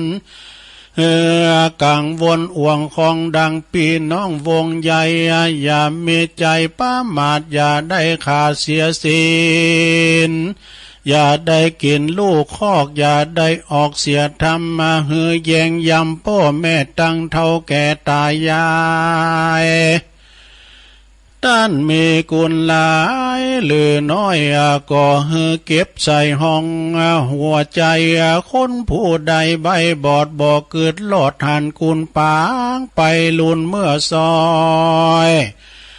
ยามกาดก้อยมอลานาบาปจักป่าบาปกรรมนาปาตกตอดลงสู่รอดอเวจีสเวยทุกขีลายแลบ่เว้นแว่คืนวันก็มีประการดังกล่าวมานี้แลนาเนติตังขียาสังวันนาวิเศษจาห้องเหตุเสนามาคีกาก็บางโกมโสมเรสาเดชแล้วเท่านี้ก่อนแลสาธุสาธุสาธุ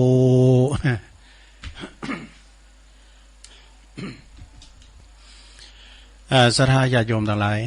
ตุลุงก็เทศธรรมเทศธรรมกล่อมเนาะอันนี้ก็ทำชื่อว่าเสนามาขีกานะเสนาอามาตั้งหลายนี่เป็นคุณหับใจปอพญาปิ้นเจ้าเนาะพญาเจ้าเมืองเพิ่นก็เอาหน่วยมะกวยกาอันหมากมะกวยกาวินัยเอามาขีกาเนี่ยมันคุ้มว่าให้อย่างฟ้าทลายโจรก้าเนาะมันคุ้มอันนี้มันล้ำแรงบทมันคุ้มเกินแต่มันเป็นยาหวานเป็นลมขมเป็นยาอันคุ้มไม่อย่างในสำเน็จเพจีแล้วก็เอามานะอันเสนาอามาตั้งหลายเอากำไว้ในมือก่อนเนี่ยข้าจะกินพอเนี่ยข้าจะกินนะพญาเจ้าเมืองก็กินก็บุ้ยมาขี้กาเนี่ยมันยังมาหวานเนี่ยตามธรรมดาเนี่ยมันจะคุ้มนะคุ้มลิ้วอันนี้ว่าหวานสู้เขาลองกินมาดูหวานน่ะเสนาอามาตั้งหลายก็ว่าโอ้หวานได้มันเคยปะเนอะนะมันเคยปะเนี่ยมันยังมาหวานจี้ไอ้หรออันนี้ก็คือว่าเปิ้นว่าฮื้อก็ว่าอันเนาะโตยใจเปิ้นกันว่าไปคัดเปิ้นก็แทบหน่อยกับเปิ้นปูนบำเน็จเปิ้นหื่นได้เลินขันนี่จ้ะ แล้วมาถึงเสนาบดีหนุ่มคนหนึ่งนะเจ้าว่าซื้อหวานเนี่ยเปิ้นก็ว่าไปตามนะเนาะเปิ้นว่าไปตามนะอันคุณตันหลายหากว่าหวานแต่ข้าพเจ้านี่ว่าคุมเนอะมาขี้กาที่ไหนมันมีหวานและมีคุมหมดโอ้ต่างกันเสนาบดีว่าอย่างอี้แล้วก็มุนเนี่ยเพิ่นว่าหวานเนี่ยเสนาอามาตย์ทั้งหลายมาขี้กาที่ไหนมันจะหวานมันก็คุ้มเหมือนกันหมดเอาเขาตุ้ยมาแต่นี่เฮ้ยแต่เฮาตุ้ยตามเสนาบดีหนุ่มไปลู่ตามว่าอันคุ้มแต้ท่านเจ้าพ่อพญาคุ้มแต้เปิ้นว่าได้ปิ้นนั้นปิ้นว่าสู่เขานี่เอาอกเอาใจกุ้มได้รู้เนี่ยเนาะแถมหน่อยนี่จะปุ๊กปองบ้านเมืองใดอย่างได้นะเปิ้นก็จะลุ่งโตดใส่ท่านตะกรรมลุ่งโตดแต่ว่าเสนาบดีหนุ่มนั้นเปิ้นก็ว่ามันต้องไปลงโทษเปิ้นเนาะนี่นะแต่ว่าใจการเปิ้นได้อยู่ถ้าหากว่าเจ้าปอพญาเนี่ยปฏิบัติตามธรรมเปิ้นก็จะตามนะเนาะนะถ้าว่าเฮาใจหยาบจ้ากาคดากายแข็งหมู่ลูกน้องปองไปก็จะต้วยเฮาเนาะอีกเจ้าปอพญาก็อภัยแล้วก็ตั้งเสนาบดีหนุ่มนั้นลูกเจ้าปอพญาขึ้นมาเป็นลูกเป็นนั่นคุณปาลาบาปใบนำหูบุญหูโกรธนำหูกุลหูตนอย่างสักอย่างอันบาปเป็นบุญอันคุณเป็นโตดก็ตั้งเสนาบดีหนุ่มนะไปสอนราชกุมารหน่อยเพื่อก่อเอาอันนี้กันเนาะเอาพรหมวิหารทั้งสี่เนี่ยมาสอนแล้วก็หูจักบาปบุญคุณโตดเสนาบดีก็ได้โปรดเหือนราชกุมารหน่อยนั้นเป็นคนดิบคนดีกันต่อไปนี่ตะเอียนนี่ลงเนอะ เอาข่าวๆนะจบลงไปศรัทธาญาติโยมทั้งหลายเสนามาขีกาก็เป็นธรรมมีคติเตือนอกเตือนใจเจ้านายว่าขี้ข้าพลอยกัน ประมาณนั้นนะเนาะมาปะเลาะเอาอกเอาใจเปิ่นนี่กันนะศรัทธาเอาปอนนี่กันเนาะเอาปอนทำไว้ก่อนศรัทธาญาติโยมทั้งหลาย ตื่นจืนขึ้นมาก็ได้ฟังน้ำฟังธรรมได้ฮับปอน2 รอบแล้วฮับปอนตวยกันเด้อปอนธรรมไว้ก่อนสัพพิติโยวิวัจจันตุสัพพะโลโกวินาศตุมาเตภวัตวันตรายโยสุขีติขายุโกภวะอภิวาทานาสีลิสานิจังวุตตาปัจจายโนจัตตาโลธรรมาวัฏันติอายุวันโนสุขังปะลังเอาแล้วได้หับปอนไปพิธีเรียบร้อยวันพุกนี้ตุลุงก็จะสรรหาสอหาคุณคว้าแถมนักค้นคว้าดอก ฝึกสมองเป็นในโตนะเนาะเบิ่งสมองเป็นอัลไซเมอร์มันได้กูได้สังกินแล้วก็นอนนั่นนะสมมุตินะร่างกายของเฮาเนี่ยมันได้ออกแห้งเหิมปุ้ยหน่อยหมอกำลังนี่จะปิ้นง่อยกะสมองก็เหมือนกันเฮาต้องมีความคิดเนาะอ่านหนังสือก้ามสังกานี่เป็นการว่าฟักฟื้นสมองนี่นะก็จะสอหาสิ่งละอันพันละน้อยมาเสนอแนะน้อมนำเสนอจะว่ามาสอนนะลงเนอะเอามานำเสนอให้สัทธาได้ฟังสิ่งที่เคยฟังก็จะได้ฟังนี่นะเนาะความจริงก็ครูบาอาจารย์ไปก็เอามาเล่าสู่จู้กันฟังแล้วตัวลุงก็เอามาเล่าแถมเป็นการตอกย้ำนะเพิ่มเติมปัญญากันไปในสุสังลภเตปัญญังการฟังโดยดีก็ยอมจะเกิดปัญญาเกิดจากการฟังอย่างเงี้ยใช่ไหมมันเป็นไปทั้งแบบหนึ่งทำมาอยู่ในคนเดียวนะใช่ไหมอยู่นี่คนเดียวก็ว่าเพิ่นจะไม่ไพ่จะมาฟังเฮานะเป็นว่าเพิ่นก่อนหลักฟังซุมฟังกันก่อนหลายเพิ่นฟังกันสักเตอมันเป็นรายการของคนเฒ่าเนาะตัวลุงก็สวเอามามาจ้านางนางจ้านี่นะคล้ายๆครับว่ามาปั๊บตุกด้วยกันเนี่ยเนาะก็คือยอมจิตยอมใจคุณเฒ่านี่มันตื่นแล้วนี่มันขี้นอนบันลับนาเนาะก็เอาเนี่ยกันนะฟังแก่งอมแก่เงาเป็นการข่าเวลาหือมันแจงเอาลองก็ใครนอนบันลับตื่นมาจับก็ฟังกันไปตัวลุงก็สรรหาสอหาอีกนำทำคำสอนสำเตอก็เอามรดกธรรมพองมาเตะทำเตอก็เอาธรรมบรรยายณโอกาสบัดนี้พองเนี่ยสำเตอก็เอานิยายธรรมมาในชาดกพองนี่กะเอามาเล่าสู่จู้กันฟังเนาะก็ระยะนี้ก็มันฮอนสดาญาติโยมทั้งหลายอินดูที่เปิดมีการไม่งานกลางแจ้งแต่ว่ามันจะไปเยเวทำการเนี่ยเนาะอากาศมันแผดเผาก็พิญญาอดเอาเนาะทำงานกลางแจ้งกลางแดดเนาะห่อนกายแต่จะไปห่อนใจมันห่อนแล้วไปก็พักผ่อนสดาเหอไหลไข้ย่อยเพราะว่าความห่อนเนี่ยนะเป็น40 องศาปุ่นก้าวันนั้นไผเขียนมาว่า38นี่นะแดดมันก็ปอกกามก็นะแดดโมดอะไรเยอะมันจะมาห่อน แล้วก็มาหันฝุ่นตกนะครับมันได้บ้านเฮาเมืองเฮาในโลกเนอะบาเฮฟเนี่ยมันตกตกใส่เกลียวรถจะปลดเทกมันได้หมอกน้ำแข็งหลอดนี่จ้ะมันตกใส่ใบไม้นะลุนลงมดมันก็มันลุงใส่น้ำใยเฮาเนี่ยไปเลือเนาะอันนี้ก็เป็นไพ่ที่ว่าทำลายพื้นโลกตกใส่ไก่ก็พอตายเนอะไก่นอนตามก็ใหม่นะอันนี้ก็เป็นว่าน้ำฝนมันแต้นละลายมันตกแม้ก่อนก่อนนี่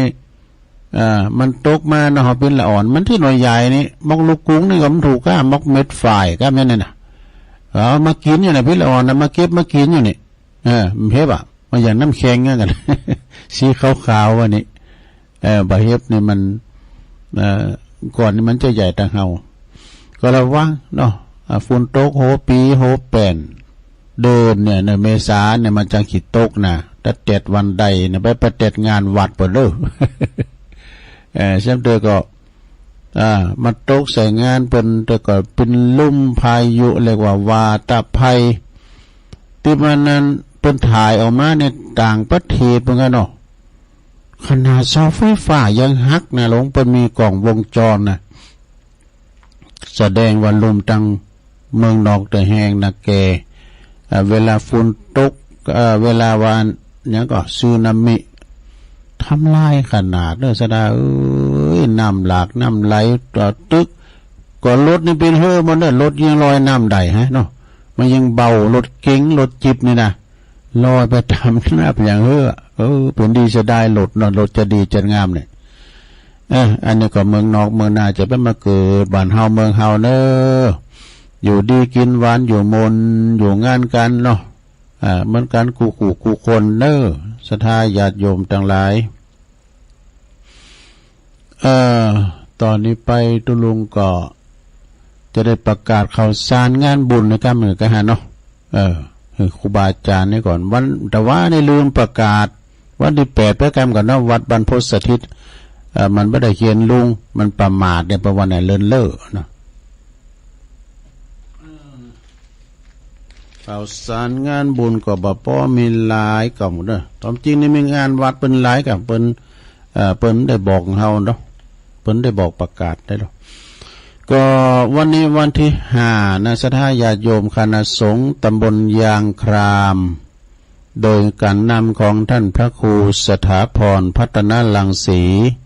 อันเป็นเจ้าคณะตำบลยางครามวัดใหม่พัฒนาพร้อมด้วยพระสงฆ์ในตำบลเพิ่นจะมีการบวชสามเณรภาคฤดูร้อนตึงตุเจ้าพองอากาที่วัดหนองลั่วเด้อวันนี้นะวันที่5หลวงพ่อก็จะไปแต่ตุลุมได้ไปเฝ้าวัด อยู่กับพระหน่อยก็ไผอยู่ละแวกไก่เคียงก็ไปรวมบุญกันเด้อปิ้นเจ้าพาผาดไตรหยังก็ดีก็ปากันไปรวมบุญที่วัดหนองลั่ว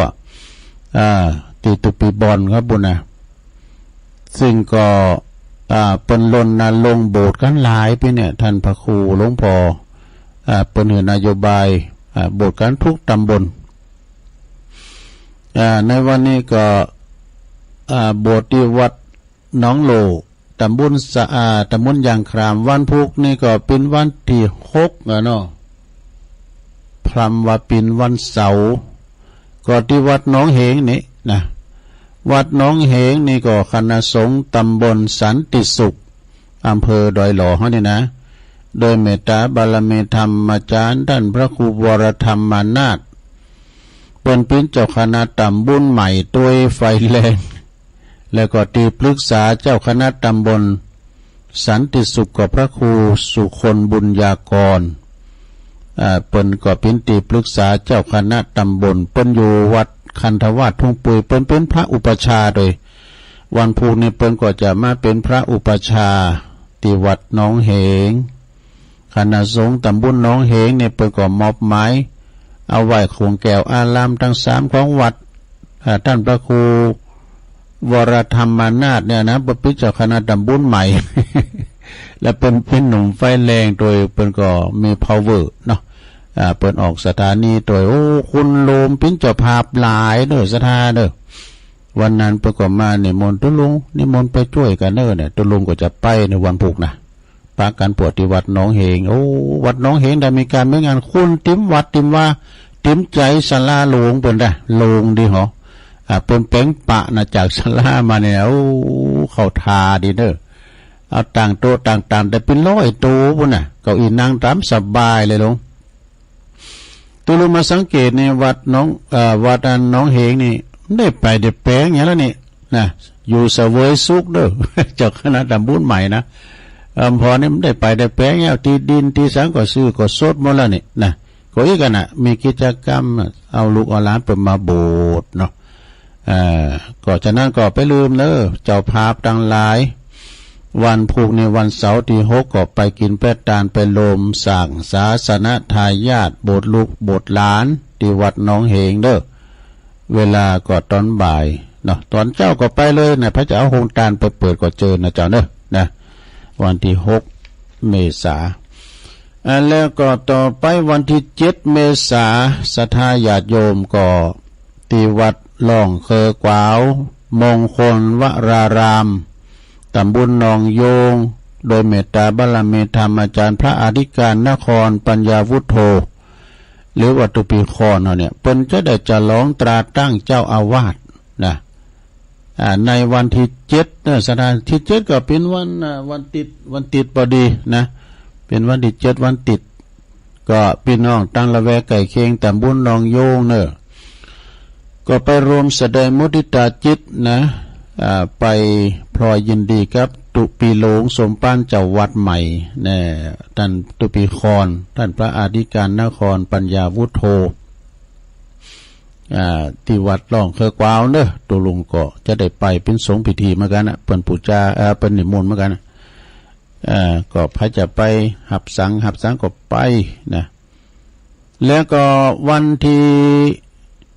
10เหมือนกันเนอะศรัทธาญาติโยมวันที่10เหมือนกันก็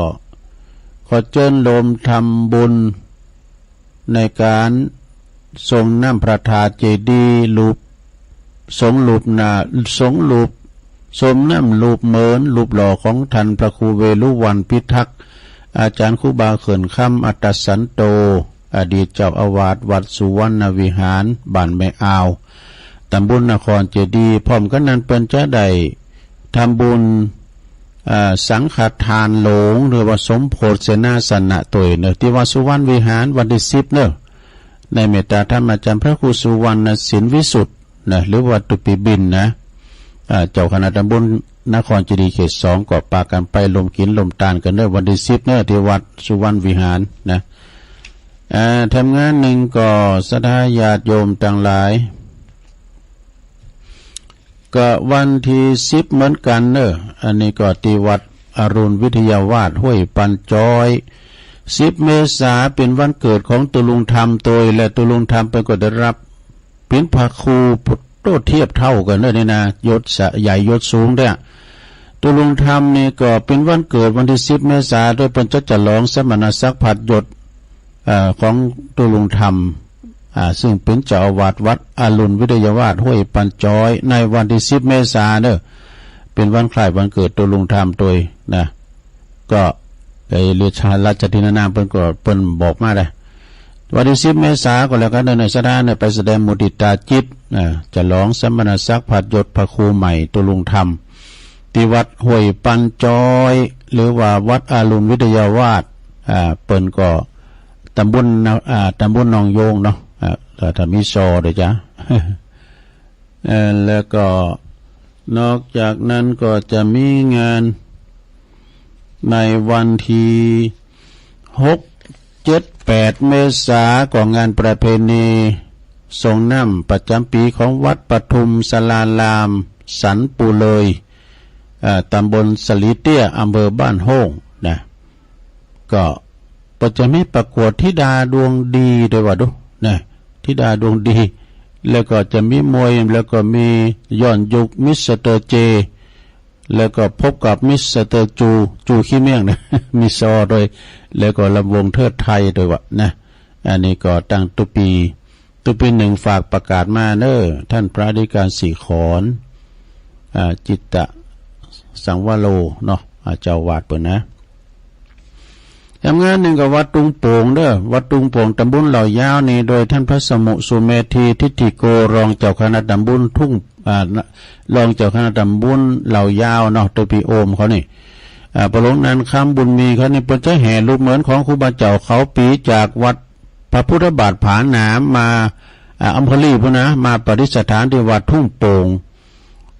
ในระหว่างวันที่เก่าที่10นี่เมษายนวันที่เก่าจะแห่มาแห่จากวัดพระพุทธบาทผาหนามมาตึกเตวัดห้วยการแล้ววันที่10ก็จะแห่มาตั้งแต่สายมาตั้งน้ำเพื่อพระพดน้องป๋าสวายพดน้องเขตนี่นะพระอยู่ละแวกไก่เคียงได้ยินเสียงปนันค่ำประหลงนันค่ำกล่าวก็พระเจ้าห้อมก็ห้อมบุญในการครูบาเจ้าเขาปีนะก็จะมาปฏิสถานที่วัดทุ่งโป่งแ แล้วก็งานสวดมนต์ตันงานสวดมนต์ตันเจริญพระพุทธมนต์สวดมนต์ตันหนึ่งในงานพิธีอบรมสมโภชพระประธานในอุโบสถพระพุทธรูปองค์อื่นๆที่ศรัทธาเป็นน้อมนำมาถวายแล้วก็จะมีการพุทธาภิเษกวัตถุมงคลท่านครูบาเจ้าโสภาโดยโซนน้ำประทาดโซนน้ำรูปเหมือนของและพระธาตุเจดีย์โดยบรรจุอธิษฐานของครูบาโสภาโดยซึ่งก็จะมีขึ้นในวันที่20 เมษายนปูนที่วัดฝายหินติดต่างแห่งสถานีเฮาเนี่ยนะที่เฮาฟังกันถึงวันเนี่ยก็ในเวลา 19.39 น.โอ้ตอนแรงค่ำนะก็ไปลมบุญกุศลกันในเมตตาธรรมอาจารย์พระครูสมุวิสุวัฒน์วรกิจโจตุปีหนุ่มเขานะเพิ่นจะมีงานวันที่20ไกลอยู่ก็จะไปกินไปทานด้วยกันอยู่นะแล้วก็งานต่อไปศรัทธาญาติโยมทั้งหลายอันนี้ก็เป็นงาน12 เมษายนงานเป็นงานแสดงกตัญญูกตเวทีหลวงปู่ครูบาอินโทเพิ่นจะมีวันที่12วันกตัญญูหลวงปู่ครูบาอินโทวันที่12 เมษายนที่วัดใหม่น้องหอยใหม่น้องหอยตำบลสันติสุขสดาโอ้คุณหนักคุณหลายในเมตตาธรรมท่านพระครูสังวรยติกิจมีอีกเก้งพอด้วยนะที่วัดใหม่น้องหอยวันที่12 เมษายนแล้ววันที่13 เมษายนก็งานประเพณีเป็นงานประเพณีเจริญพระพุทธมนต์ในวันขึ้นวันที่13นี่เป็นวันจักขันหลองแต่สืบชะตาหลวงประจำปีโดยที่วัดป่าอัมพวันนะกลป.ตำบลดอยหล่ออำเภอดอยหล่อจังหวัดเชียงใหม่ในเมตตาธรรมอาจารย์ท่านพระอธิการรัตภพนรินโทนะอาจารย์เริ่มปำเลยคณะศรัทธานะประหลงจันลันเขาเนี่ยทรเทพประหลงแหนบทองคำที่วัดป่าอัมพวันหรือว่าบ้านโทกเสือวังทานทองวันที่13 เมษายนวันจักขันหลองพอดีทำงานหนึ่งนี่ศรัทธาญาติโยมทั้งหลายก็วันที่18 19 20งานปล่อยหลงวัดช้างขาน้อยวัดช้างขาน้อยเปิ้นปล่อยหลงศาลาหงโคนะไกลอยู่หลังปีใหม่ไปก่อนเนาะ18 19 20พุ่นนะอันนี้ก็เป็นข่าวสารงานบุญต่างๆแล้วก็จะไปลืมวันที่8 เมษายนก็คือเป็นวันศีลพอดีวันที่8นี่เป็นวันจันทร์แหละเป็นวันศีลพอดีเพิ่นจะมีงานสุมาการวะครูบาอาจารย์ประจำปีของผ่านหนักจัดรายการในคืนสีขาวตึงละปูนเจียงใหม่เว้งป่าเป่าเมืองฝางที่วัดบรรพตสถิตศรัทธาญาติโยมดันหลายเป็นงานประจำปีของคืนเพิ่นจะมีการสุมาการวะลดน้ำอาบน้ำดำโหให้กับครูบาอาจารย์ที่เป็นจะมากันคุณเฒ่าคุณแก่สืบชะตาหลวงถึงหมดนะแล้วก็ชงเจ้าเก่าม่วงปิ้นตุนไปก็จะเป็นงานเจริญพระพุทธมนต์อายุวัฒนมงคลของอาจารย์ท่านพระมหานพดลสุวรรณเมธีอันเป็นเจ้าคณะอำเภอวังเหนือเป็นก็จะเป็นวันเกิดเป็นรอยวันที่8นะจะได้สืบชะตาให้รอบนี้ก่อนชงเจ้านะชงบ่ายก็จะมีการงานสุมาการวะการที่วัดบรรพตสถิตพระจะไปหับเป็นเจ้าภาพสังฆทานนะสังฆทานตีหับได้ที่ท่านมหาสมชาติชาตปัญโยพระจะไปเปิดโรงทานกันนี่พระจะไปออกโรงทานเปิดโรงทานกันนะวัดเปิ่นกว้างแล้วก็ลมเลือนเย็นอกเย็นใจเย็นสบายที่วัดบรรพตสถิตจังหวัดลำปางเนาะก็ไปโฮมกันนะวันที่8นะวันที่8กันต่อไปเดี๋ยวกันตัวลุงจะเปิดมือถือก่อนขอสานงานบุญตันใดจ้าต้องหลุนไปพองกาขอสุมาอภัยสันเตก็ไม่ได้งานโบสถ์ก็มีหลายตีก็ว่ากันไปโบสถ์ภาคฤดูร้อนที่วัดพระธาตุดอยน้อยนี่เป็นเวลาอยู่1 เดือนก่อน1 เมษายน ถึง30 เมษายนก็นะอันนี้ก็ได้รับความเมตตาจากท่านพระอาจารย์หมอเปิ่นอุปถัมภ์แล้วก็มีทีมงานของเปิ่นแหมกินแหมวาก้ามหยังก็อยู่ในเปิ่นหมดเปิ่นอาศัยในสถานที่เฮาตัวลุงก็ไม่ได้ไปยุ่งเกี่ยวกับเปิ้นเนาะเฮาก็มาทำตีนึงโฮงโคเฮาพุ่น แล้วก็ไปก็อบรมกันไปก็ขอนิมนต์ตุเจ้าในตำบลน่ะเกณฑ์กันมาอีกอ่ะมาเป็น 2-3 วัดมาวันนึงเนี่ย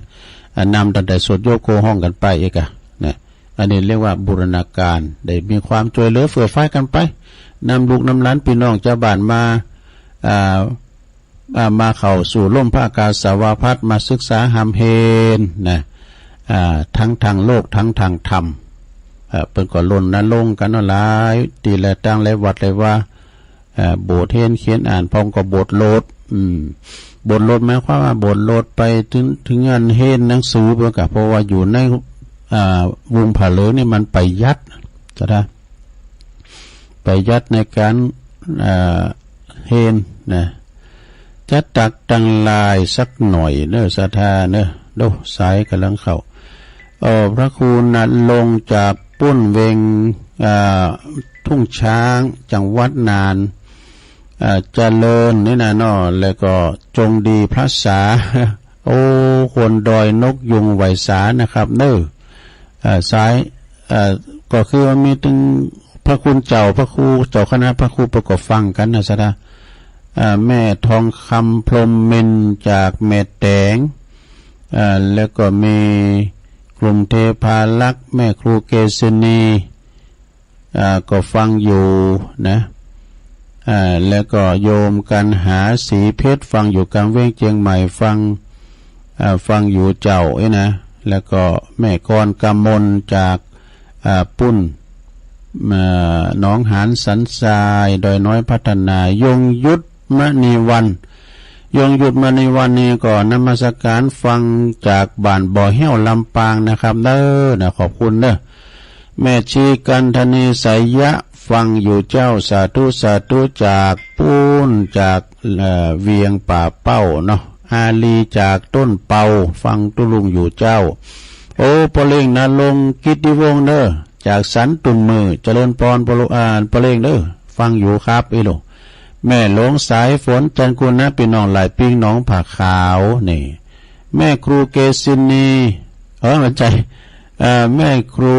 ธัญญาจากกศนเนอฟังอยู่เจ้ากลางเวียงเชียงใหม่อันนี้เป็นตัวฝรั่งนะกะคะกะขังะกะเนี่ยสาธุฟังและฟังอยู่เจ้าตัวลุงเนี่ยบรรจงกันทวงอันนี้เปิ้นอยู่นำดิบเนอนำดิบเนอนะปีไอไตโหพองสีแก้วฟันนี่ก็ฟังอยู่จากสันกำแพงแม่สิรินทิพย์บุญเลิศฟังอยู่จากกทมไหวสาท่านพระอาจารย์นิพนธ์เนอจากวัดพระธาตุดอยสะเก็ดหายหน้าหายตาไปไหวสานะครับเนอโยมยุพินหอมอลาไปหน่อยฟังจากปุ้นจากบ้านอันจากอันแม่โยกฟังจาก104ชัดเจนดีแล้วก็มีบุญส่งจากลำปางนี่แม่สมผัดนี่อยู่แม่ย่อยสันทรายโอ้ตุพิชาจากปัตตานด้วยนะครับแม่หลวงสุมาลังกาพินนี่อยู่ป่าหาตำบลบางจีเนาะจบในการตักตังลายเนาะต่อไปก็เปิดสายนะโลโทขอมาทิกเจริญปอนโอ้ดีจังเลยจิตใจจังเลยหลวงพ่อกฤษเนาะอากาศดีตรงนี้อาจารย์เนาะหลวงพ่อกฤษอากาศดีวันนี้อากาศร้อนตอนเช้านี่ยังเย็นอยู่แต่มันถ้ามันขวายมามันก็ร้อนจะ2 นาทีเอง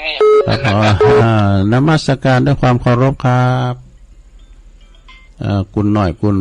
เจริญพรเอาไว้เจ้าหน่อยครับต่อพุทธทำนายเนาะถ้าพอไปเจอบอลูแม่ป่าพี่น้องเอาจะยิงคนต่ำเตาศอกมันนอกความจริงคนโตเตาลิงเป็นไปได้จ้าเพราะคนเอานั่นกวางศอกยาวาจับต่ำลงมาเป็นไปบ่ได้ เส้นแบบนี้เต่าตีกึดใจมันจักสิไปบ่ได้เนอะเจ้ายายก็บอกโอ้ฟังแต่คนเราฟังคนบอกแก่เฒ่าเรามาปีนี้67กึ่งขอนแล้วนะขอหือเอา5ไปละคงเดียวอัน2อย่างนี้ยังบอกมาแล้วไทยฟังยายแล้วรอขอกันเจ้าคงบ่ต้านหันตีเป็นคนเฒ่ายังบ่ถึงเจ้าเนินนายมันนั่งแถวของสุโขทัย70ตัวบางอย่างปียงซิกมันเยอะท่านหน่อยมันคือไปแล้วพัฒนามันสูงใหญ่เจ้าคำยองวันละกรรมนะเจ้าคำว่าเต่าตีเนาะตัวตีกึดใจเนี่ยภาษาไทยแปลว่าเท่าที่คิดได้นะเจ้าเจริญปอนในสาขาตุลุที่ตามฟังนะครับตั้งแต่เริ่มแรกนะครับเนาะนักประเสริฐเนาะครับชัดเจนดีนะครับตุลุที่เขตไกโอ้มีสลับประโยชน์น้อยแต่เขาเนาะฟังไปเขาจำไปฟิตจะมาไปปฏิบัติกันดีเนาะตามกำลังสอนนะขอบคุณปานานได้ลายเนอะเอากำลังใจทุลุงครับขอทุลุงได้อยู่ยังเป็นสุขเนาะหลวงพ่อหลวงใส่กันกันต่อไปนะสวัสดีสาธุต่อไปครับ0899555656เจริญปอนเจ้าตโลฟังอยู่เนอะเป็นน้อยบรรลัยนะน้อยเจ้าไม่น้อยอุดดีเนาะเอาฟังจะไว้ขาดตัวลำปางอัดมนตัวเลอสาธุเจริญปอนฟังกระลุงอยู่เลยได้ปอนหลายรอบแล้ววันนี้อุตสาห์คุณตะวันเนาะเจ้าฟังแล้วมา2 โมงตื่นฟังเพลงน้อยน้อยเกินหม่นฟังเพลงเก่าดีแล้วเป็นกำลังใจให้ท่านตัวนี้สาธุ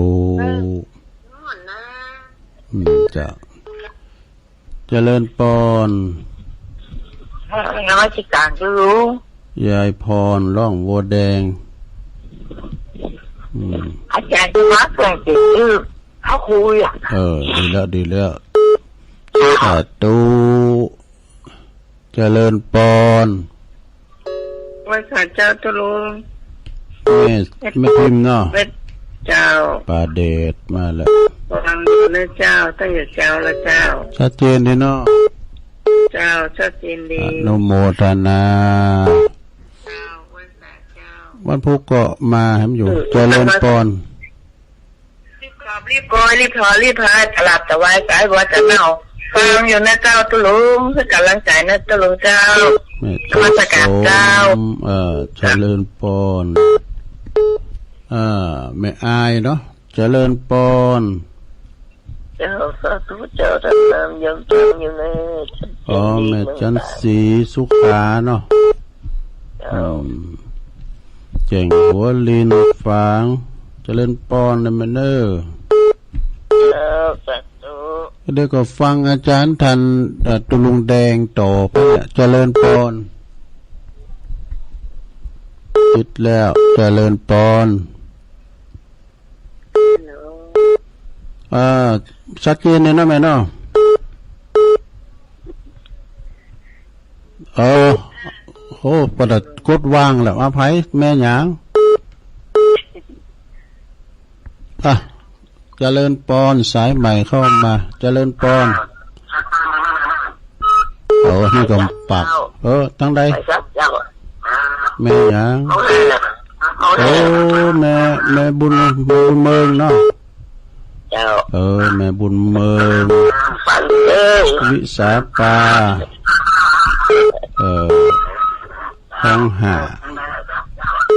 ตาตุ่มเดี๋ยวดอกแก้กำลังออกเลยดอกแก้ขาวเนาะดอกแก้เน่ลำนะทุกวันนี้ก็ลูกกินบุญดอยนี่ก็มีเหมือนกันยินดีแม่เนาะดอกแก้ถูกหนึ่งลำวะมอกะลำเหมือนกันนะดอกแก้ขาวหนึ่งลำเหมือนกันนะที่นี่ก็มีนะโลกินวันถูกมาแล้วนั่นน่ะลำเหรอกินหานากากินที่งานปอยโลงหากาที่วัดนางเกิงเนาะยินดีแม่เนอ แม่บุญเมืองเจริญปอนไม่ใช่แต่จะร้องแม่วันมันก็แม่แม่วันเนี่ยเหมือนกันเสียงกับแม่บุญเมืองเนี่ยเจ้าวัดตักแม่วันเลยก็แม่วันการงานนี่นะเจ้าว่าลงได้น่าก็การงานก็มีหลายอยู่มันก็หลายเดือนเดี๋ยวเนี่ยนะก็ดีแล้วก็มีกับบุญกันไปเนาะยินดีวันหนักเด้อแม่วันแม่เสมเขาควรประกอบฟังกันหลายน้ำสายสุดท้ายเจริญปอนพระอาจารย์ปนนั้นอย่างเนี่ยปนานหลงมันชิวกอกของเฮอแม่จลิมจังหวัดน่านปนนั้นหลงเลยครับอยู่จังหวัดน่านเมื่อนี้ครับจังหวัดน่านไกลเหมือนกันแต่นี่เรดิโอสีคำเรดิโอฟังสีคำเรดิโอนะขอบคุณสถานีบันเดอร์เนาะขอบคุณปนนั้นหลงเริ่มพุกโทรมาทำไมเวลาตุลุงจบพอดีต้องคุณสาธุโทนสายพอกันเนอยายน้อยกาดนัดปอนนั้นประเสริฐเนาะหลวงพ่อกฤษปอนนั้นประเสริฐก่อนนานเหมือนกันเนอแล้วก็แม่น้อยอุดดีจากลำปางสาวคุ้มตะวันจากเมืองวะลงเหนือยายพรล่องวัวแดงสันกำแพงเชียงใหม่แม่พิมพ์บันปลาแดดแม่จันสมมานีจากปูนหลังกาดแม่สาวแม่อายแม่จันศรีสุขาแจงโหลินฝางแม่บุญเมืองวิสาปาหองหาเนอแม่วันบานมะกอกปนั้นหลงจากจังหวัดนานอำเภอแม่จลิมบนดูได้11สายก็พอดีเนาะวันพุธก็มาฟังกันทำใหม่เนอวันนี้นำเลวาตุลุงนำรายการจากราชธาไปก่อนปุกปักกันใหม่เนาะโจดีมีใจมังกัจจุคนจุตานจัตตารุธรรมาวัฏันติอายุวันโนสุขังปะลาง